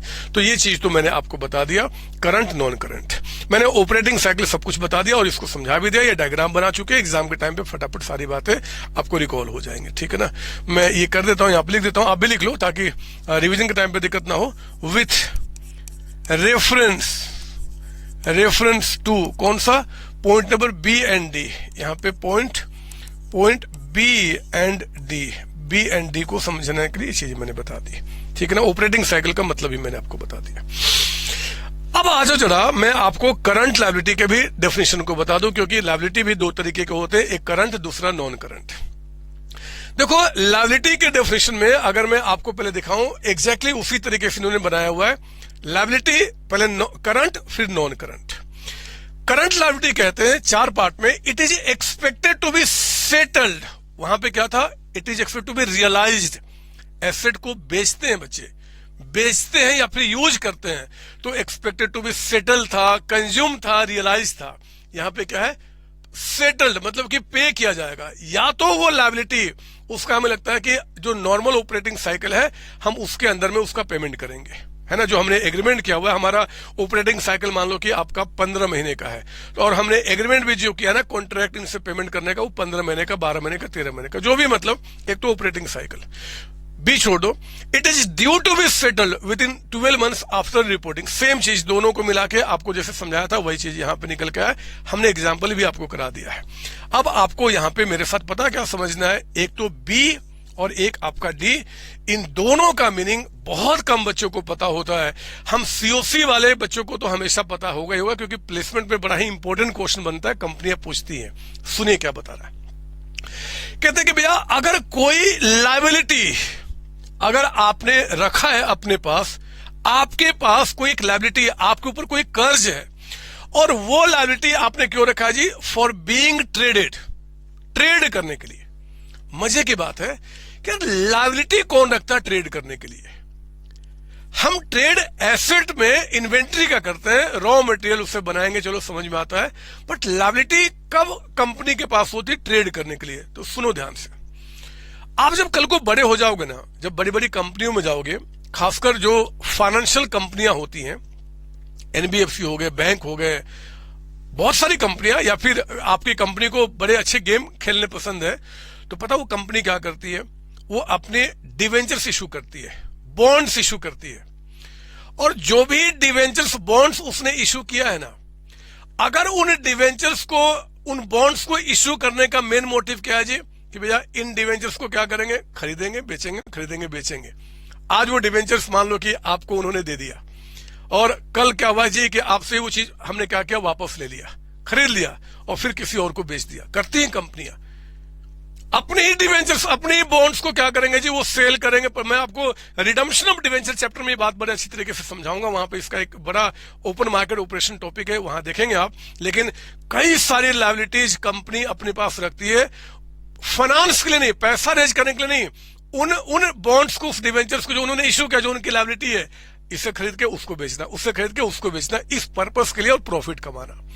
तो फिर बच्चे, अगर कंपनी के पास कोई ऐसी लायबिलिटी है जिसका सोल मोटिव है बस उससे ट्रेड करना, यानी कि उस पर बिजनेस करना, उससे प्रॉफिट कमाना, तो हम क्या करेंगे, वो आपका करंट लायबिलिटी के डेफिनेशन के अंदर में आएगा। अगर क्वेश्चन कहता है कि भैया डिवेंचर्स हमने इशू किया है, बॉन्ड्स इशू किया है और वो 10 साल के बाद रिडीमेबल है, तो ट्रेड का पर्पस नहीं है वहां पे मेरे बच्चे। लेकिन क्वेश्चन साफ साफ कह दे कि आपने इस लायबिलिटी को आपने इशू किया क्यों जी, ट्रेड करने के लिए, उसमें प्रॉफिट लॉस कमाने के लिए, तो उस केस में क्या होगा कि फिर आप यहाँ पे उनको करंट लायबिलिटी का डेफिनेशन में आप डालेंगे। कोई डाउट इसके अंदर में? नहीं सर। तो एक तो हमारे पास क्या, ये तो ऑपरेटिंग और 12 महीना सेम जो ऊपर से चलते आ रहा है, हमने आपका बीइंग ट्रेड वाला बता दिया आपको यहाँ पे। और डी पॉइंट को सुनना ध्यान से, डी पॉइंट को ऐसे नहीं समझाऊंगा, पहले मैं उस क्वेश्चन के थ्रू समझाऊंगा जो क्वेश्चन हम लोग कर रहे थे, वहां से पूरी क्लियरिटी आएगी, है ना, क्योंकि रटने से काम नहीं चलेगा ना। अब देखो यहां पे क्या बता रहा बच्चे, कहता कि क्रेडिटर्स, जो क्रेडिटर्स है ना उनका, इस कंपनी का जिनके क्रेडिटर्स की बात उठ रही है, ऑपरेटिंग साइकिल कहता है कि 12 महीने और 7 महीने में कहता है कि भैया कैश में लगता है कि पे कर देंगे। तो आओ ना आप इसका यहां पे लिखो, आप मेरे साथ जरा मुझे बताओ इस क्रेडिटर्स के बारे में लिखिए यहीं पे इसी टेबल में, क्रेडिटर्स, इसका आपका ऑपरेटिंग साइकिल कितना है, 12 मंथ्स। ठीक है, यहां पे 12 हो गया, यहां पे तो हमेशा 12 ही होगा, तो इन दोनों में से हायर क्या निकल के आया जी, 12 मंथ्स आपका। चेक करो क्या इनका जो पेमेंट होना है वो 12 महीने के अंदर होना है, इससे ज्यादा पीरियड पे, तो सर कहता है कि 7 मंथ्स में इसका पेमेंट होना है। तो ये हमारा क्या हो गया जी, करंट लायबिलिटी बन गया बच्चे, लायबिलिटी बन गया इन दोनों में से जो हायर के अंदर में। फिर अगला आइए जरा क्रेडिटर्स, उसके बारे में देखिए क्या बता रहा है। तो 12 मंथ्स आपका यहां पे हो गया, 12 मंथ्स यहां पे लिखिए, हायर क्या निकल के आ गया, 12 मंथ्स। लेकिन इस क्रेडिटर्स को पेमेंट करने का जो हमने कमिटमेंट किया है वो आज से 17 मंथ्स के बाद, आपका 17 महीने के बाद, तो हम क्या बोलेंगे, नॉन करंट लायबिलिटी। पहले जो बचपन में हुआ करता था ना कि यार 12 महीने से कम तो करंट, बाकी तो नॉन करंट, अब वो नहीं होता, हमें ऑपरेटिंग साइकिल को भी देखना होता है। और फिर अगर उसके अंदर में लगता है कि क्रेडिटर्स को पेमेंट किया जाएगा तब तो करंट होगा, अदरवाइज क्या करेंगे, नॉन करंट डाल देंगे आपका। ठीक है ना। अब देखो क्रेडिटर्स, तीसरा क्रेडिटर, यहां पे देखो तीसरे वाले के क्या बता रहा है, कहता है कि ऑपरेटिंग साइकिल क्या है, 12 मंथ्स आपका। ठीक है, 12 महीने, जरा सुनना, मैं ना बहुत ध्यान से आपके दिमाग में बात बैठाना चाहता हूं, चाहता नहीं कि रटो आप। यहाँ पे ऑपरेटिंग साइकिल 12 हो गया, यहाँ पे हम लोग क्या लेते हैं, हमेशा 12 मंथ्स लेते हैं। तो मेरे बच्चे पहला यहाँ पे क्या हो गया, हायर क्या हो गया, 12 मंथ्स आपका। ठीक है, ये 12 मंथ्स हो गया जिसमें कि हम चेक करेंगे। अब यहां देखो क्या बता रहा है, कहता है कि भैया period in which it is expected to be settled, मतलब कि जो हम पेमेंट करेंगे वो कहता है कि 7 महीना है। देख रहे हो आप यहाँ पे 7 मंथ्स, कहता है कि 7 महीने में हमने उनसे एग्रीमेंट किया कि हम 7 महीने में आपको पे कर देंगे। मेरे प्यारे बच्चों, अगर ये ब्रैकेट में कुछ ना होता और एग्रीमेंट 7 महीने के अंदर में पेमेंट करने का है, तो यानी कि हमें 7 मंथ्स में पे करना होगा ना। तो अगर 7 मंथ्स में पे करना होगा तो हम क्या करेंगे जी, ये जो क्रेडिटर्स है ना, ये जो क्रेडिटर्स आपका है, अरे ना बदमाश, ये जो क्रेडिटर्स है उसका पेबल पीरियड कितना होगा, 7 होगा, और 7 लिखूंगा तो 12 से कम यानी कि करंट हो जाएगा। कोई डाउट इसके अंदर में? नहीं सर।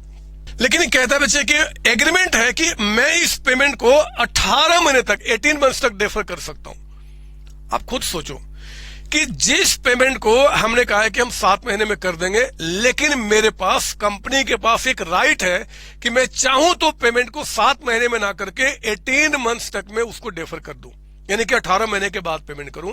आप मुझे बताओ, आप बहुत प्यारे बच्चे हैं, कि अगर किसी कंपनी में हम जाते हैं और उस कंपनी के अंदर में ऐसा क्रेडिटर दिखता है जिसको कि हम करंट नॉन करंट में क्लासिफाई करना चाहते हैं, एग्रीमेंट 7 महीने का है बट मेरे पास राइट है कि 18 महीने तक मैं उसको डेफर कर सकता हूं, तो कोई भी आदमी ना बच्चे जनरली वो क्रेडिट पीरियड को ना एंजॉय करना चाहता है। इसको पेमेंट करने समय क्या फायदा होगा, पैसा अभी चला जाएगा, वो अभी ना करके 18 महीने के बाद पे कर देंगे। यार पैसा बिजनेस में रहेगा, बैंक में रख दो, एफडी कर दो, इंटरेस्ट कमाओगे। तो मैं कहता हूं कि जब भी किसी लायबिलिटी का अगर हमारे पास कोई कंडीशनल राइट आ जाता है, कंडीशनल राइट कि नहीं जी मैं डेफर कर सकता हूं, तो फिर वो कितने पीरियड तक डेफर कर सकते हैं उसको कंसीडर करना होगा for classification of current assets, current liability, sorry current liability and non current liability. तो मैं इन शॉर्ट 7 महीना अब कोई मतलब नहीं बना। जब मैं 18 महीने तक उसको पेमेंट करने का मेरे पास पीरियड हो सकता है, तो एक्चुअली जो एग्रीमेंट है ना वो 18 महीने के लिए ही देखा जाएगा। और मैं ना यहाँ पे क्या करूंगा जी, एक्सपेक्टेड टू बी जो पेमेंट है ना वो 12 ना करके मैं 7 ना करके मैं क्या करूंगा यहाँ पे 18 मंथ्स यहाँ पे लिखूंगा। और फिर देखो 12 महीने तक में पेमेंट होता तो करंट बोलता, बाकी नॉन करंट। तो क्योंकि 18 मंथ्स तक मैं डेफर कर सकता हूं आज से, तो मैं यहाँ पे इनको नॉन करंट लायबिलिटी के डेफिनेशन के अंदर में डालूंगा। ये इसका क्लासिफिकेशन है बच्चे, ये इसका डेफिनेशन है बच्चे, ये इसी के ऊपर में सारा कुछ लिखा हुआ है। आप लिख लो, मैं अब आपको डेफिनेशन पढ़ के बताता हूँ। मैं जानता था वहां पे मैं चिल्लाता तो आपको समझ में नहीं आता, तो इसलिए मैंने क्या किया, पहले आपको ये क्वेश्चन करा दिया, वहां पे मैं आपको समझाता हूँ ये कैसे होगा। सुनिए मेरी बात यहाँ पे, ये देखो आप, कहता है क्वेश्चन के अंदर में, ये करंट लायबिलिटी के डेफिनेशन में नंबर ए आप समझ गए, नंबर बी भी समझ गए, नंबर सी भी समझ गए। Company does not have any unconditional right to defer the settlement. Company के पास कोई राइट नहीं है कि मैं पेमेंट डेफर कर सकता हूं। अगर राइट नहीं है डेफर करने का, वो क्या, वो 12 महीने या ऑपरेटिंग विचेवर है उसके बियॉन्ड, तो मेरे बच्चे फिर तो हम करंट बोलेंगे ना। अगर आपके पास ऐसा राइट नहीं है तो फिर तो आप क्या बोलना, करंट बोलना। लेकिन अगर ऐसा राइट है कि मैं डेफर कर सकता हूं तो फिर करंट नहीं नॉन करंट कहा जाएगा। कहता है कि company does not have an unconditional right to defer the settlement of liability for at least 12 months from the reporting. मतलब कि रिपोर्टिंग डेट से अगर 12 महीने का पीरियड जो है, उसके आगे का 12 महीने का पीरियड को मैं डेफर कर सकता हूं। लगता है कि मतलब रिपोर्टिंग डेट से 12 महीने के बाद भी पेमेंट कर सकता हूं, तो फिर आप उसको नॉन करंट में ही डालना, चाहे क्वेश्चन कुछ भी बोलते रह जाए, ठीक है ना। Terms of liability that could at the option of counter party results in the settlement by the issue of equity instrument do not affect. इसका मतलब थोड़ा सा बता दूं, कभी कभी लोग क्या करते हैं ना, अच्छा मैं पहले बता दूं कि डी पॉइंट हमारा कवर हो गया, डी पॉइंट यहीं पे था, है ना, आपका ये यहीं पे था, ये जो है ना ये एक्चुअली नीचे आना चाहिए था, तो कोई बात नहीं, मैं आपका इसका मीनिंग समझा देता हूं। ये पॉइंट क्लियर है ना, करंट लायबिलिटी आपका ए बी सी डी यहीं पे आके एंड हो गया बच्चे। ये क्लियर है यहां तक आपका कि मेरे पास, मैं अगर उसको डेफर कर सकता हूं तब तो नॉन करंट, डेफर कितना, रिपोर्टिंग डेट से 12 महीने का पीरियड से आगे डेफर कर सकता हूं तो नॉन करंट, अदरवाइज मैं क्या मानूंगा, करंट मानूंगा। क्लियर आपको, बोलो हाँ ये सर। तो ये तो हमारा काम हो गया। अब मैं इसका मतलब बताता हूं, हो सकता है कि आपके एग्जाम में ये कहीं एमसीक्यू बना दे तो कहीं गेम ना खराब हो जाए। मान लो एक केस आ गया कि अगर सपोज दैट एक कोई क्रिएटर है, मैं इसको थोड़ा पतला कर देता हूं। एक कोई क्रिएटर है और हमने इनसे एग्रीमेंट किया है कि क्रिएटर फ्यूचर में, बाद में, आज से 3 महीना, 5 महीना, 7 महीना, 10 महीना, 15 महीना, जो भी आपका, इतने समय के बाद हम आपको इक्विटी शेयर्स में कन्वर्ट कर देंगे, आपको हम इक्विटी के थ्रू पेमेंट कर देंगे। तो एक सवाल उठा कि भैया अगर इक्विटी को बाद में हम, माफ कीजिए, क्रिएटर्स को अगर हम बाद में इक्विटी में कन्वर्ट कर देंगे तो फिर तो ये हमेशा कंपनी के अंदर ही रह गए। समझ मेरी बात ना। अगर एक क्रिएटर मेरे पास है और कंपनी ने एग्रीमेंट किया है कि हम आपको इक्विटी में कन्वर्ट कर देंगे आज से इतने समय के बाद, तो भैया वो क्रिएटर्स इक्विटी में कन्वर्ट हो गए, हमेशा के लिए कंपनी में ही तो रह गया, क्रिएटर ना इक्विटी शेयर के रूप में। तो क्या ये हमें ऐसे क्रिएटर को हम क्या नॉन करंट बोलेंगे? हम बोलते कि ना ना ना, ये नहीं है। आप चेक करो कि हमारे कंपनी के अंदर में एज ए क्रेडिटर वो कितने समय तक रहेगा। अगर उस क्रिएटर को हमने बोला कि भैया हम 3 महीना, 5 महीना, 7 महीना, 10 महीना इसके अंदर में हम इक्विटी में इशू कर देंगे, तो वो करंट लायबिलिटी है। क्योंकि क्रिएटर्स का जो अस्तित्व है बच्चे हमारी कंपनी में, वो ऑपरेटिंग साइकिल या 12 महीने विचेवर इज हायर देखना, अगर उसके अंदर में है तो आप कह देना कि करंट एसेट्स है। लेकिन मान लो कि आपका ये कहता है कि 17 मंथ्स, क्रिएटर्स को 17 महीने के बाद हम क्या करेंगे जी, इक्विटी में कन्वर्ट कर देंगे। आज नहीं तो कोई बात नहीं, ऑपरेटिंग साइकिल या 12 महीने, मान लो वो 12 महीने आ गया, ये कितना बता रहा सर, तो हम क्या बोलेंगे, नॉन करंट लायबिलिटी के रूप में दिखाएंगे बच्चे। आप कोई बोल देना कि नहीं जी ये तो इक्विटी में ही रहेगा हमेशा, तो नॉन करंट में दिखाओ, नहीं, ये हमेशा आपको चेक करना पड़ेगा। उनके लिए भी जिन इक्विटी शेयर्स को, जिन क्रिएटर्स को या कोई लायबिलिटी को हम इक्विटी में पेमेंट करने की बात कर रहे हैं, उसी में बोलता है कि terms of liability that could at the option of counter party, किसी के भी ऑप्शन पे, result in the settlement by the issue of equity instrument do not affect it's classification. जो आपके संतोष सर ने क्लासिफिकेशन का वो तरीका बताया है, उनको भी उसी तरीके से क्लासिफाई करना है, ये मानते हुए कि इतने समय में उनका पेमेंट होगा। क्लियर ना? ये सर। और नॉन करंट क्या होता है जी? जो करंट नहीं है उसको हम क्या बोलेंगे? नॉन करंट बोलेंगे।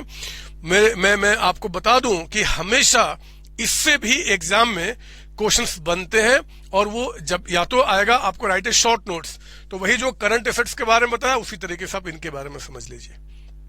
करंट लायबिलिटी तो हमें इतना लिखना है, नॉन करंट लायबिलिटी तो पहले ये लिखना है फिर ये लिखना है, ठीक है ना? इस बात को ध्यान रखना, अदरवाइज इतने लिखने के मार्क्स नहीं मिलेंगे। नाउ अगर आपका एमसीक्यू आ जाए तो एमसीक्यू क्या आएगा ना, ऑपरेटिंग साइकिल दिया रहेगा और कहेगा कि भैया इतने समय में पेमेंट करना है, बताओ क्या है? तो ऑपरेटिंग साइकिल और 12 महीने विच एवर इज हायर, उसके बाद देखना है कि बाद तो नॉन अदरवाइज आपका करंट, उतना या उससे पहले तो करंट अदरवाइज नॉन करंट। अगर यहां भी ऑपरेटिंग साइकिल कहीं क्वेश्चन में ना बताए तो हम कितना मानेंगे? 12 महीने का, है ना? ये पूरे इंडस्ट्री में यही ट्रेंड चलता है। तो मेरे बच्चे, मैंने आपका पहला टॉपिक जो है ना, फर्स्ट टॉपिक इस चैप्टर का, जो कि बहुत ही प्यारा बहुत ही छोटा था, वो मैंने करा दिया। उस टॉपिक का नाम क्या था? आपका करंट एसेट्स करंट लायबिलिटी का क्लासिफिकेशन। और मैं जानता हूं यहां पे अब कोई आपको दिक्कत नहीं होगी, है ना? कोई दिक्कत नहीं होगी, ऐसे दिक्कत नहीं होगी, मैं जानता हूं। फिर भी दिक्कत हुआ तो नहीं होगा, मैं जानता हूं बदमाश। अरे मैं आपकी आंखों को पढ़ सकता हूं, मैं आपको समझ सकता हूं कि आप इस बात को दिमाग में बैठा चुके हैं कि करंट एसेट्स में आपका इन्वेंट्री तो हमेशा आएगा, चाहे उसका कन्वर्टेबल आपका 5 साल के बाद ही क्यों ना, फर्क नहीं पड़ता। इन्वेंट्री तो हमेशा भैया करंट एसेट्स ही होगा। कैश एंड कैश इक्विवेलेंट भी हमेशा करंट एसेट्स होगा। हाँ, अगर उसमें रेस्ट्रिक्शन डाल दिया गया और वो रेस्ट्रिक्शन 12 महीने से ज्यादा पीरियड का है, तब तो वो नॉन करंट में जाएगा, अदरवाइज करंट। और वो भी कब हम ये सब कुछ कब देखते हैं? रिपोर्टिंग डेट पे। रिपोर्टिंग डेट से कितना आगे पीरियड? रिपोर्टिंग डेट से मतलब जिस दिन बैलेंस शीट बना रहे हैं उस दिन से ऑपरेटिंग साइकिल या 12 महीने विच एवर इज हायर, उसके अंदर तो करंट अदरवाइज नॉन करंट, बात इतनी है और दूसरा कुछ भी नहीं है। ठीक है ना बच्चे? तो ये हो गया, और करंट लायबिलिटी भी बता दिया। ठीक है, अब तो मैं सोचता हूं ना कि क्यों ना हम सेकंड टॉपिक को भी आज ही एंड कर लें, ताकि जब हम इस टॉपिक के अंदर आएंगे ना, इस टॉपिक के अंदर में, तो इन दोनों से उठने वाली जितनी सारी परेशानियां पहले से हमारी क्लियर रहेंगी, और फिर इस चैप्टर को के अंदर में इस टॉपिक को बहुत मस्त तरीके से एंजॉय करेंगे। हम सीएमए वाले हैं, हम सीओसी वाले हैं, हमें कुछ भी टेंशन नहीं है, हम उसको एंजॉय करेंगे। आइए ना, computation of dividend on shares आपका लिखो, जल्दी से आप लिखोगे। आप पहले रजिस्टर में हेडिंग डालिए, अगला टॉपिक, नया पेज लो। मुझे अब इस पेज में कितना जगह बच गया मुझे उससे कोई मतलब नहीं बचे।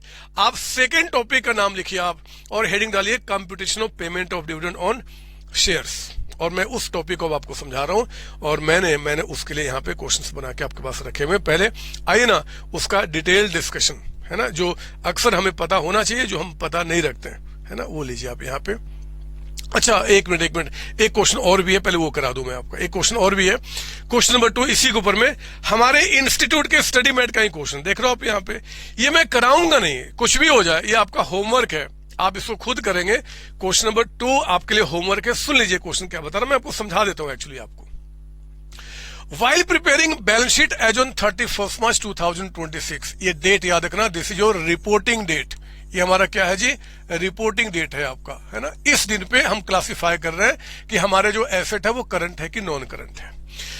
The accountant of ABC limited is confused regarding classification of following trade payable into current या नॉन करंट। कुछ ट्रेड पेबल्स है 6 तरीके के, उनको समझ में नहीं आ रहा कि मैं उनको करंट लायबिलिटी मानूं कि नॉन करंट लायबिलिटी मानूं, है ना। कंपनी एक ही बच्चे, एबीसी लिमिटेड। तो एबीसी लिमिटेड अगर एक ही कंपनी तो बदमाश ऑपरेटिंग साइकिल कोई एक ही होगा। देखते हैं कितना बता रहा आपको। कहता है कि इतने कर्ज हैं आपके, 6 आपको बता रहा है जी ट्रेड पेबल का। ड्यू फ्रॉम का मतलब हो गया कि जिस दिन ये कर्ज हमने लिया था, जिस दिन हमने कर्ज लिया था वो ये डेट बता रहा है। एंड टू बी सेटल्ड का मतलब कि ये हो गया एक्सपेक्टेड डेट ऑफ पेमेंट, जिस दिन हमें क्या करना है, उनका पेमेंट करना है, जिस दिन पेमेंट करना है। तो ठीक है, नीचे कहता है कि नॉर्मल ऑपरेटिंग साइकिल आप कितना यहां बता रहा है जी? 15 मंथ्स का मेरे बच्चे, 15 महीने।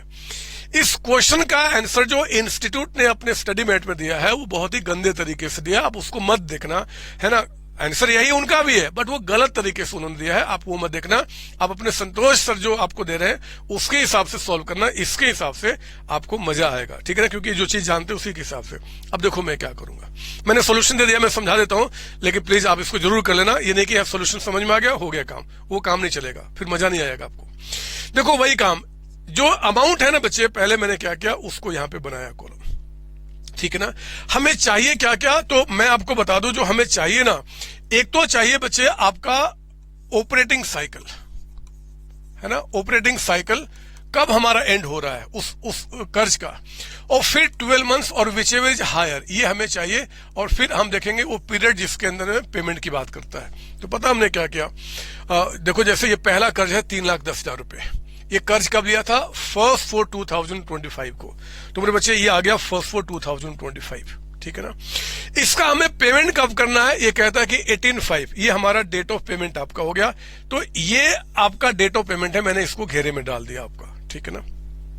अब सुनो, इस दिन से जिस दिन कर्ज लिया, जिस दिन से कर्ज लिया, आप चेक करो उस दिन से ऑपरेटिंग साइकिल यानी कि 15 मंथ्स कब खत्म हो रहा है।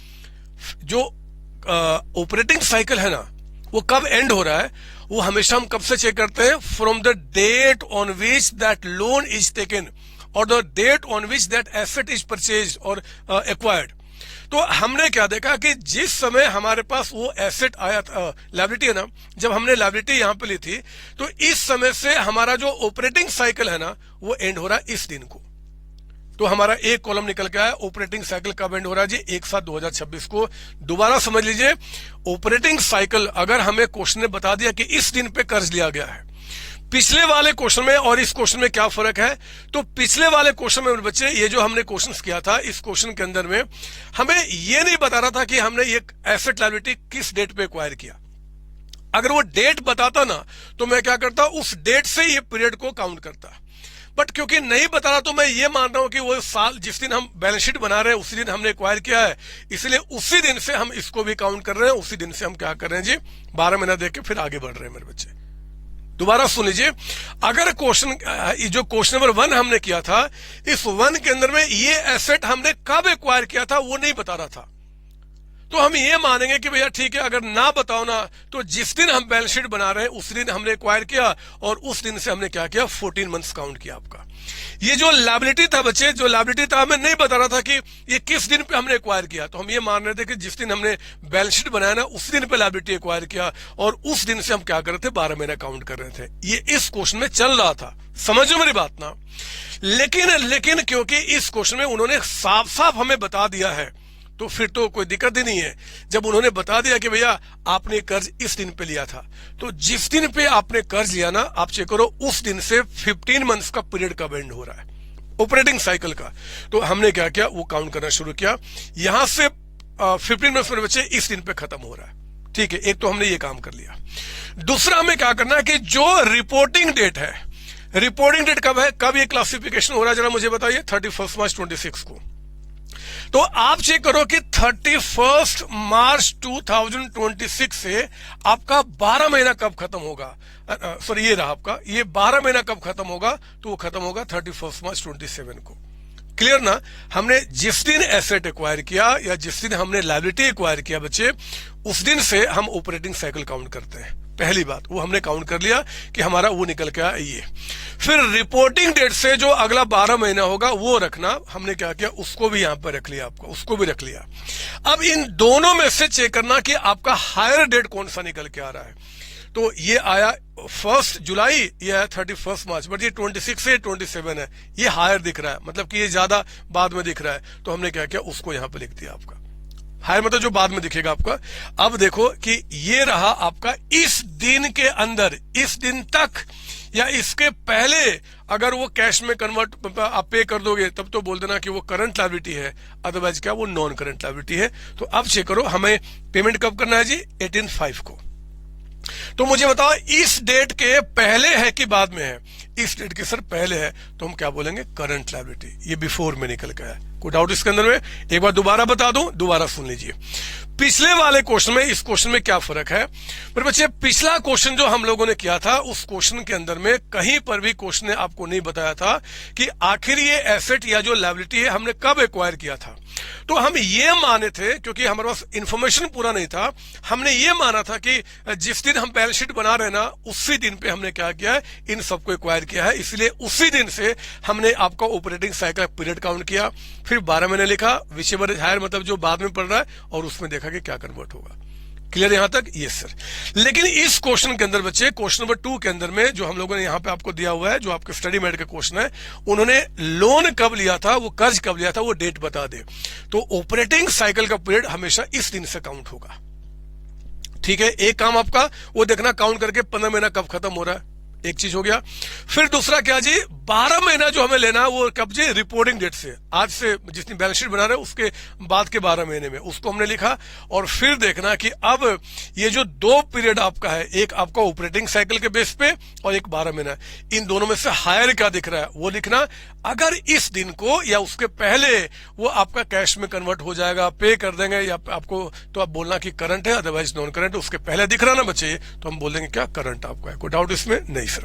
दूसरे पे आइए, सेकंड पॉइंट पे आपका ये देखो, सेकंड कर्ज था आपका 180 का। लोन कब लिया था? 1/6/2025 को।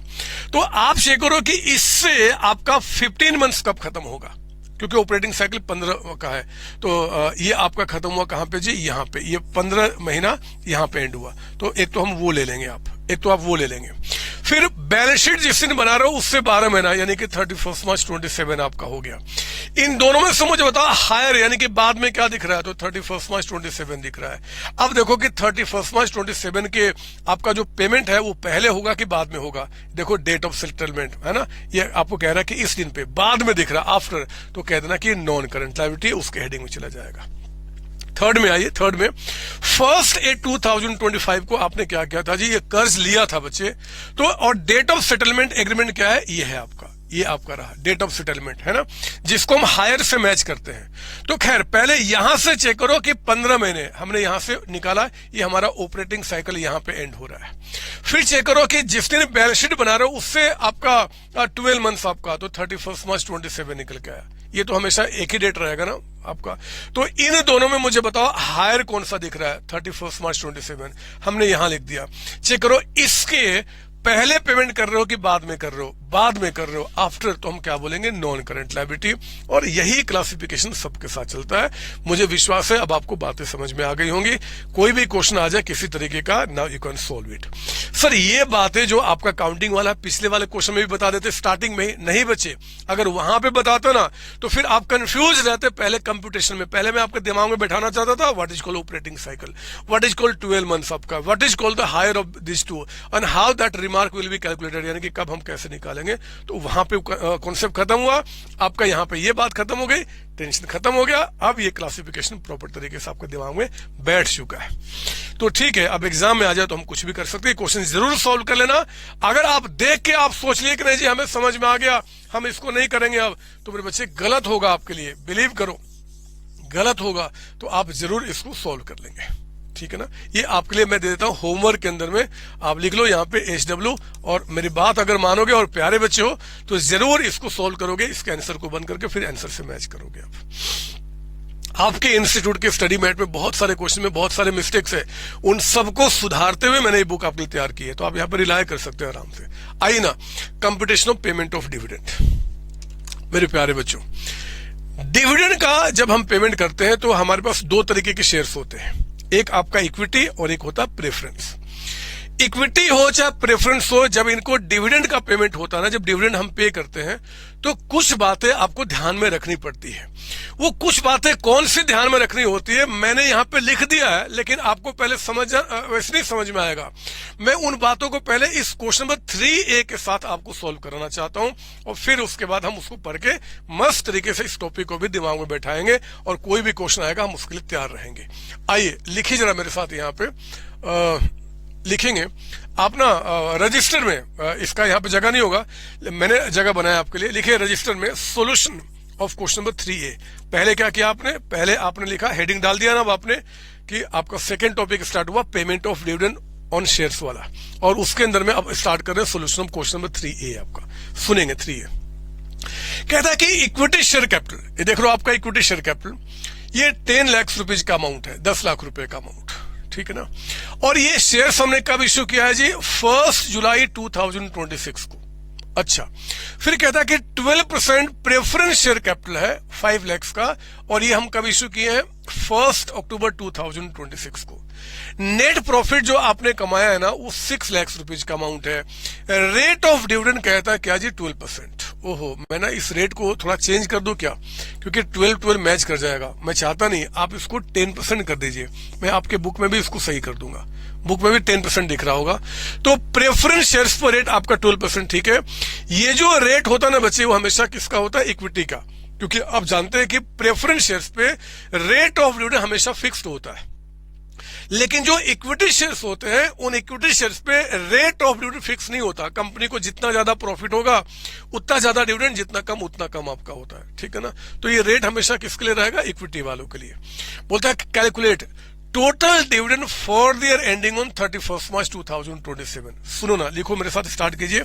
ये रहा आपका टाइम पीरियड। क्वेश्चन में दिख रहा है कि ईयर एंडिंग आपका 31 मार्च 2027 को हो रहा है, यानी कि इस साल की शुरुआत आपका 1 2026 को आपका हुआ होगा। ये टाइम पीरियड है बच्चे। पहले मैं आपको दिखा रहा हूं कि डिविडेंड, लिखो ना मेरे साथ, यहां पे लिखिए डिविडेंड ऑन प्रेफरेंस शेयर्स। जो हमारे प्रेफरेंस शेयर्स हैं, उन प्रेफरेंस शेयर्स पे डिविडेंड का कंप्यूटेशन कैसे किया जाएगा? प्रेफरेंस शेयर्स पे डिविडेंड का देखो, इसके बारे में क्या बता रहा है। एक तो 12%, ठीक है। कब हमने इश्यू किया था? 1 अक्टूबर को, 1 अक्टूबर 2026, है ना। ये आपका डेट है बच्चे, डेट ऑफ इश्यू बता रहा है, डेट ऑफ इश्यू बता रहा है किसका जी? Of preference shares.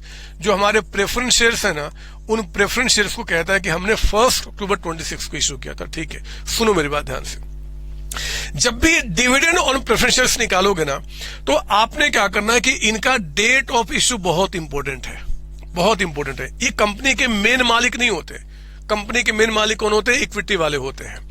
Preference shares का एक तरीके से ना अगर देखा जाए, जब थोड़े बड़े हो जाओगे, अभी आप आओगे ना, बड़े होंगे, अभी जब इंडेक्स पढ़ेंगे, तो इंडेक्स में शुरुआत से ही बच्चे प्रेफरेंस शेयर्स को ना हम लायबिलिटी के रूप में ट्रीट करते हैं।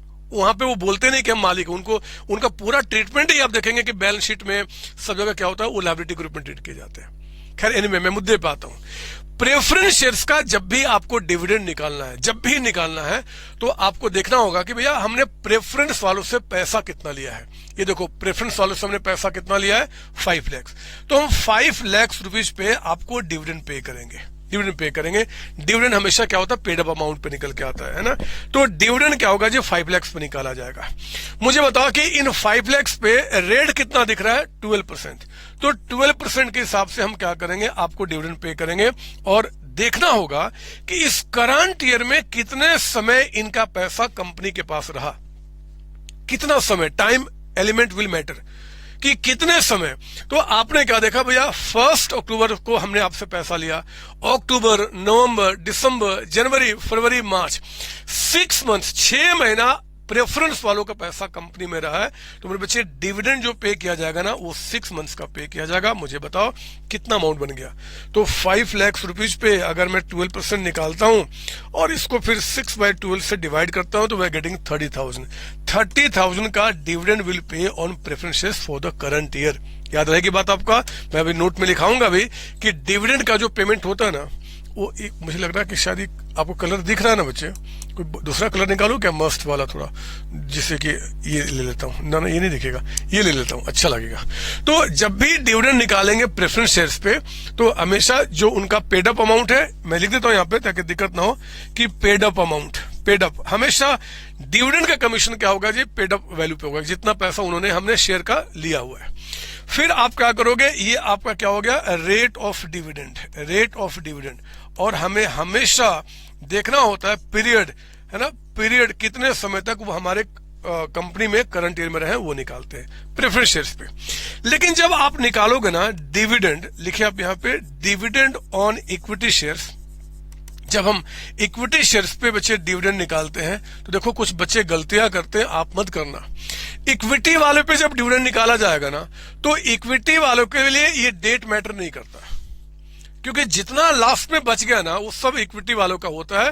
तो आपसे आपसे कब पैसा आया वो उससे हम मतलब नहीं बनता, वो that will be completely irrelevant आपके लिए। देखो इक्विटी शेयर्स पे कैसे निकाला जाएगा, बताओ इक्विटी वालों से हमने कितना पैसा लिया है, 10 लाख रुपीज, तो आप वो 10 लाख लिखिए जितना अमाउंट हमने उनसे लिया है। इन पे कंपनी ने डिविडेंड क्या डिसाइड किया है जी, देने का 10%, तो आप 10% मल्टीप्लाई कीजिए और ये for the whole period irrespective of date of आपका इशू ऑफ इक्विटी शेयर्स। हमें इनसे मतलब नहीं बचे, कंपनी के मालिक है ना तो भैया हम आपको इतना % डिविडेंड पे करेंगे, इतना % पे करेंगे। Time will matter only for preference shares, not for the equity shares. अभी दिखाऊंगा बड़े बड़े क्वेश्चंस में, आप में से आप तो नहीं लेकिन इंडिया में जितने सारे बच्चे हैं ना वो मैक्सिमम बच्चे क्या करते हैं कि ये गलतियां करते हैं, उनको समझ में नहीं आता कि कैसे निकालना है। और अच्छे अच्छे क्वेश्चन जहां पे आपको फुल मार्क्स मिल सकते हैं, आप वहां पे छोटी छोटी गलतियां करके आते हैं, फिर एग्जामिनर में गुस्सा हो जाता है कि यार ये भी आपको नहीं पता तो फिर हम क्यों मार्क्स देंगे, फिर वो मार्क्स अच्छा देता नहीं, सब काटते चले जाते हैं। आप वो मत करना। तो 10 लाख पे 10% कितना हो गया जी, यह निकल के आ गया ₹1 लाख का amount. Period will not be considered.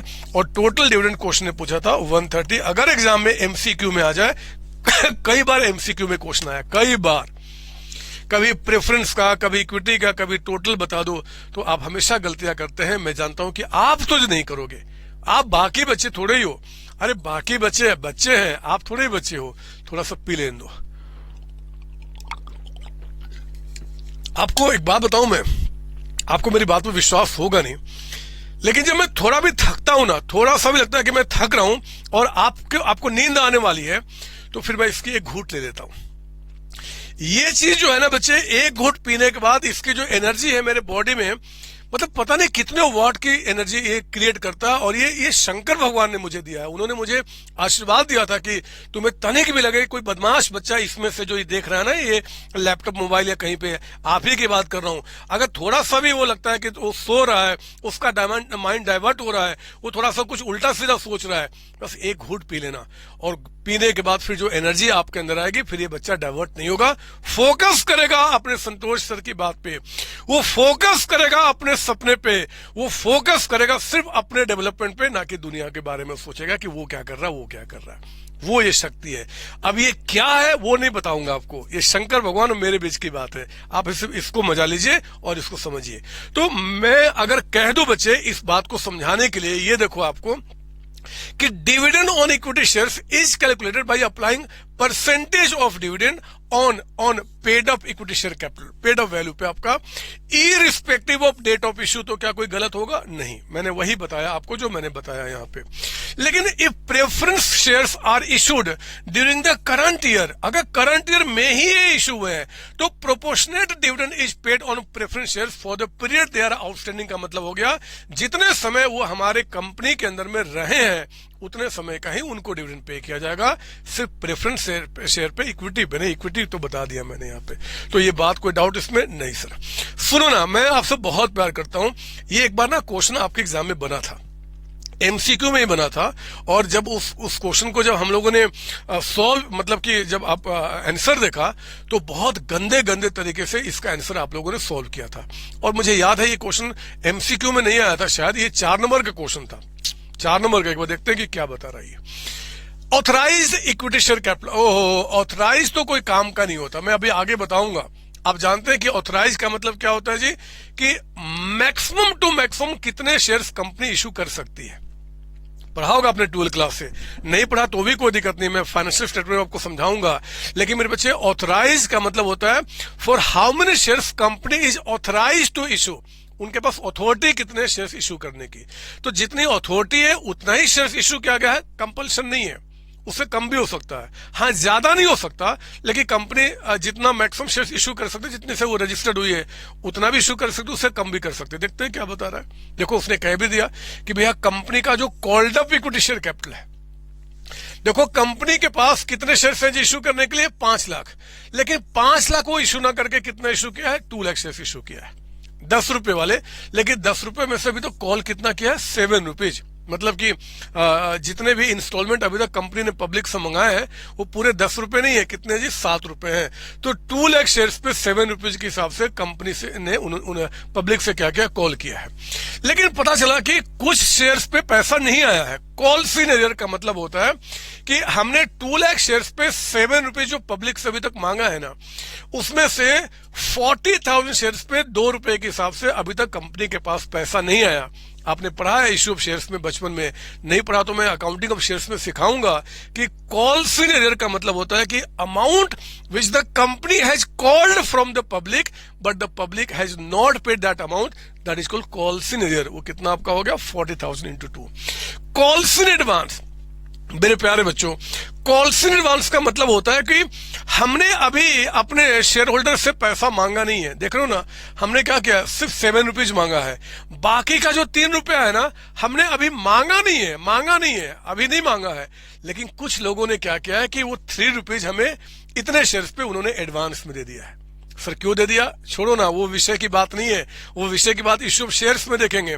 लेकिन 20,000 शेयर्स पे 3 रुपीज के हिसाब से कॉल्स इन एडवांस का भी अमाउंट आपके पास, मतलब कि कंपनी ने रिसीव कर लिया फ्रॉम द शेयर होल्डर्स। बोलता है कि नेट प्रॉफिट आपका कितना है जी 15 लाख।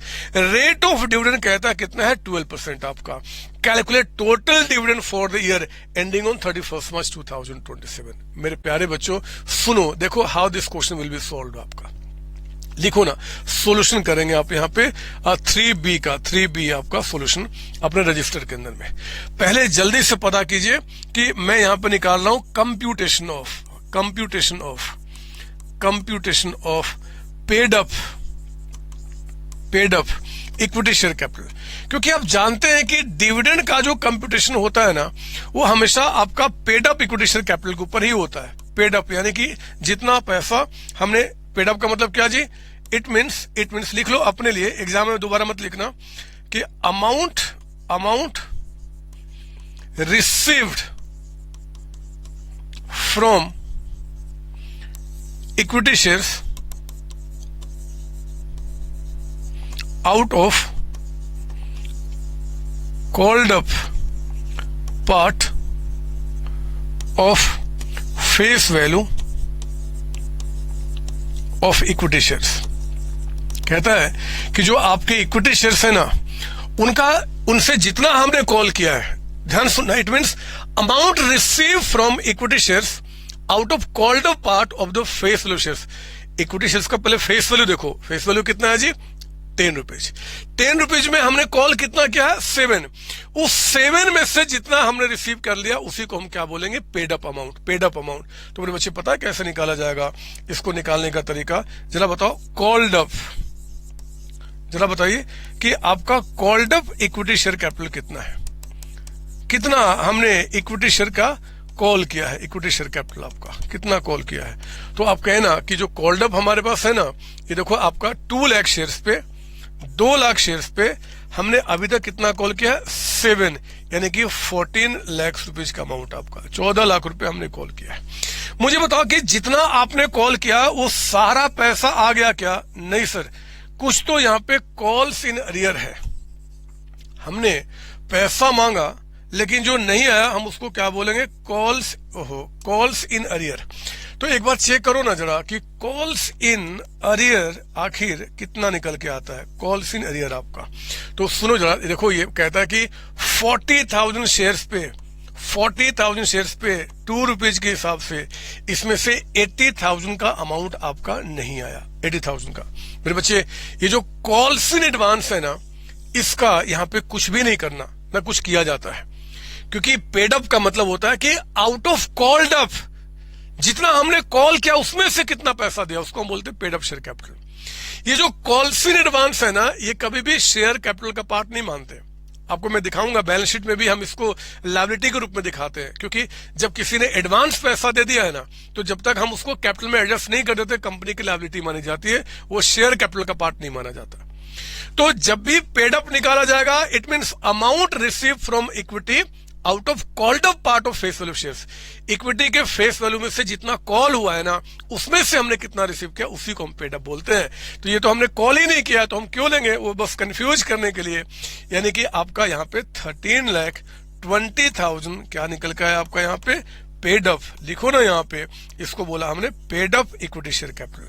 सेम चीज प्रेफरेंस शेयर्स के साथ भी होता है ना, उनका भी पेड अप निकालना होगा तो हम ऐसे ही निकालेंगे। तो ये आपका निकल के आया। अब आ जाओ, आप देखो जरा अमाउंट ऑफ डिविडेंड कितना बनता है, अमाउंट ऑफ डिविडेंड कितना निकल के आता है। तो जब डिविडेंड निकालेंगे ना बच्चे, तो एक तो पेड अप लेंगे यानी कि 13,20,000। इस 1320 पे जरा बताओ रेट कितना है, 12%। आप यहाँ पे 12% कर लो। और क्या पीरियड लोगे, नहीं लोगे। अगर यहाँ पे पीरियड देता भी ना तो भी काम का नहीं होता। कहता कि फर्स्ट कॉल का रेट ये था, सेकंड कॉल का ये था, थर्ड कॉल का कुछ भी नहीं मतलब बनता। लास्ट में जितना पेड अप शेयर कैपिटल होगा इक्विटी उतने पे ही मिलेगा बच्चे, है ना। तो आपका 1320 पे आपका ये निकाला, बताओ कितना बन गया। तो 13,20,000 पे अगर हम निकालते हैं 12%, वी आर गेटिंग 1 लाख। ये आपका आ गया 1,58,400 रुपीज का अमाउंट आपका। ये काम पूरा हो गया, है ना, खत्म हो गई बात बच्चे, खत्म हो गई। ये कहीं पतला तो नहीं है ना, हाँ दिख रहा है ऐसे। तो मैं अगली बार से इसको उधर लिख दूंगा, बट यहाँ पे आप देख सकते हैं, आपको सब दिख रहा होगा। आगे से मैं वहां लिख दूंगा, ठीक है ना। तो हमने क्या किया, ये भी काम खत्म किया, मैंने आपको बता दिया सारी बातें, कहीं कोई दिक्कत ना हो। आप एक काम करो, 3B हो गया ना। अब क्योंकि बुक में तो आपके पास ये 2 ही क्वेश्चन है, मैं ना एक क्वेश्चन आपको देता हूं, आप उस क्वेश्चन को आप लिखो यहीं पे अपने रजिस्टर में, बुक में नहीं। लिखिए क्वेश्चन नंबर 3C क्वेश्चन एक दे रहा हूं, ऐसे ही देखता हूं कि आपका दिमाग कितना काम कर रहा है। कहता है, लिखेंगे यहां पे called up equity share capital. लिखो यहां पे फटाफट, called up equity share capital. कहता है कि एट द रेट ऑफ ₹8, आगे ब्रैकेट में इंक्लूडिंग प्रीमियम रुपीज आपका 2 पर शेयर। इसका मतलब हुआ कि आपने जो इक्विटी शेयर्स है ना, अच्छा एक मिनट, मैंने लिखा नहीं ना, कॉल्ड अप आप लिख दो यहाँ पे इक्विटी शेयर कैपिटल इतना, ऑन यहां लिख दो आप, ऑन कितना ले दूं मैं, 5 लाख इक्विटी शेयर्स। चलो देखता हूं आपका दिमाग कि जो 5 लाख इक्विटी शेयर्स हैं, 5 लाख इक्विटी शेयर्स, उन 5 लाख इक्विटी शेयर्स पे आपने क्या किया जी, 8 रुपए के हिसाब से अभी तक आपने कॉल किया है। लेकिन उस 8 रुपए में 2 रुपए क्या बता रहा, प्रीमियम का अमाउंट है। तो 6 रुपए आउट ऑफ फेस वैल्यू हो गया एंड 2 रुपए प्रीमियम हो गया।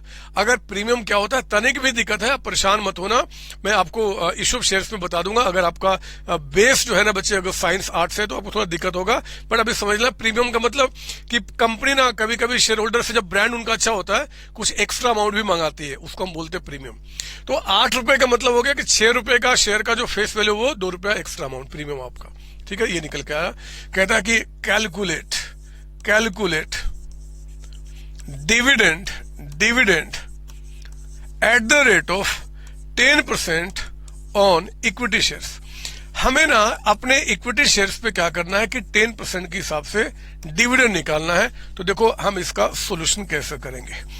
ऐसे तो मैंने उस नोट्स में सारा कुछ लिखा दिया था, अगर आपको पता करना होगा ना कि paid up equity share capital कितना है, paid up equity share capital, तो मेरे बच्चे paid up equity share capital में तनिक भी कभी भी अगर दिक्कत हो ना, तो आपको इस लाइन को ध्यान से सुन लेना होगा कि amount receive from equity shares out of called up part of क्या, face value of equity shares. Equity का जो फेस वैल्यू है ना, फेस वैल्यू, उसमें से कितना कॉल किया है। तो देखो 8 रुपया में से जो इक्विटी का आउट ऑफ फेस वैल्यू हुआ, बताओ कितना हुआ, फेस वैल्यू में से कितना अमाउंट आपका हो गया, 6 रुपीज। और आपका प्रीमियम का अमाउंट कितना आपका हो गया, वो कह रहा है कि 2 रुपए, मिलके टोटल 8। तो इस पे डिविडेंड पे किया जाएगा। प्रीमियम का अमाउंट अगर हमने पब्लिक से लिया तो उसमें हम डिविडेंड कभी नहीं पे करते, ये यूनिवर्सल ट्रूथ है, यही रूल है। अब ये मत बोलना सर क्यों, यही रूल ही है बदमाश। तो आपको जब निकालना होगा ना, तो हम क्या करेंगे कि 5 lakh equity shares, 5 lakh into, अब क्या करोगे जी, 8 - 2 यानी कि प्रीमियम को हटा के 6 रुपीज, ये आपका कितना आ गया, ₹30 लाख, है ना, 30 लाख रुपीज का अमाउंट। अब अगर आपको डिविडेंड निकालना है ना, डिविडेंड जब निकालना है तो हम क्या करेंगे, 30 लाख रुपीज का मुझे बताओ कितना रेट है आपका। क्वेश्चन में कितना लिखा था मैंने, 10%। तो आप 10% से मल्टीप्लाई कीजिए, आपका अमाउंट कितना आ जाएगा, 3 लाख रुपीज, और ये काम आपका पूरा हो गया। प्लीज जल्दी से कॉपी कीजिए, जल्दी से कॉपी कीजिए अगर थोड़ा भी परेशानी है तो। और इसको ध्यान रखना, इससे हटके कोई केस नहीं बनता बच्चे एग्जाम में। जो भी होगा बस यही होगा, यही होगा, यही होगा, इसके अंदर में और कुछ नहीं बनता। प्लीज कॉपी कीजिए। हाँ जी, चलिए अब हमने 2 टॉपिक तो आज एंड कर दिया। एक आपका classification of assets liability into current and non current, बहुत अच्छी तरीके से, एंड दूसरा आपका डिविडेंड के बारे में बच्चे। इन दोनों टॉपिक में अब अलग से कोई क्वेश्चन बनते नहीं है, जो बनेंगे वो आराम से सॉल्व करेंगे। और हम अभी आएंगे ना इसके एमसीक्यू में, बहुत सारी चीजें भी देखेंगे। बट आज की क्लास को हम यहीं पे एंड करेंगे। अगली क्लास में जब मिलेंगे तो अपने थर्ड टॉपिक के साथ, जिस चैप्टर को पढ़ने का मेन मोटिव ये चैप्टर ने, मतलब कि इंस्टीट्यूट ने बनाया हुआ है, प्रेजेंटेशन ऑफ फाइनेंशियल स्टेटमेंट। तो आज यही विराम करते हैं। जितने क्वेश्चंस मैंने आपको दिए इसका प्रॉपर रिवीजन कीजिए। जो क्वेश्चन मैंने होमवर्क दिया है उसको आप जरूर कंप्लीट कीजिए, और आप अपने सीएमए डिग्री को, सीएमए कोर्स को, सीएमए के फ्यूचर को, अपने फ्यूचर को, अपने आप को, अपने समय को, अपने मम्मी पापा, दोस्तों और सबके साथ आप एंजॉय कीजिए। मेरे बच्चे, लाइफ ना बहुत बहुत बहुत ही कम मौका देती है खुश होने का। आप हमेशा खुश रहिए, मैं यही चाहता हूं, और आने वाले समय को खुशी खुशी आप उसको एंजॉय कीजिए। ऑल द बेस्ट बच्चे। जय सीएमए, जय सीओसी, जय मेरे बच्चे। आपकी बात कर रहा हूं। मिलते हैं अगली क्लास में इसको कंटिन्यू करने के लिए। Thank you.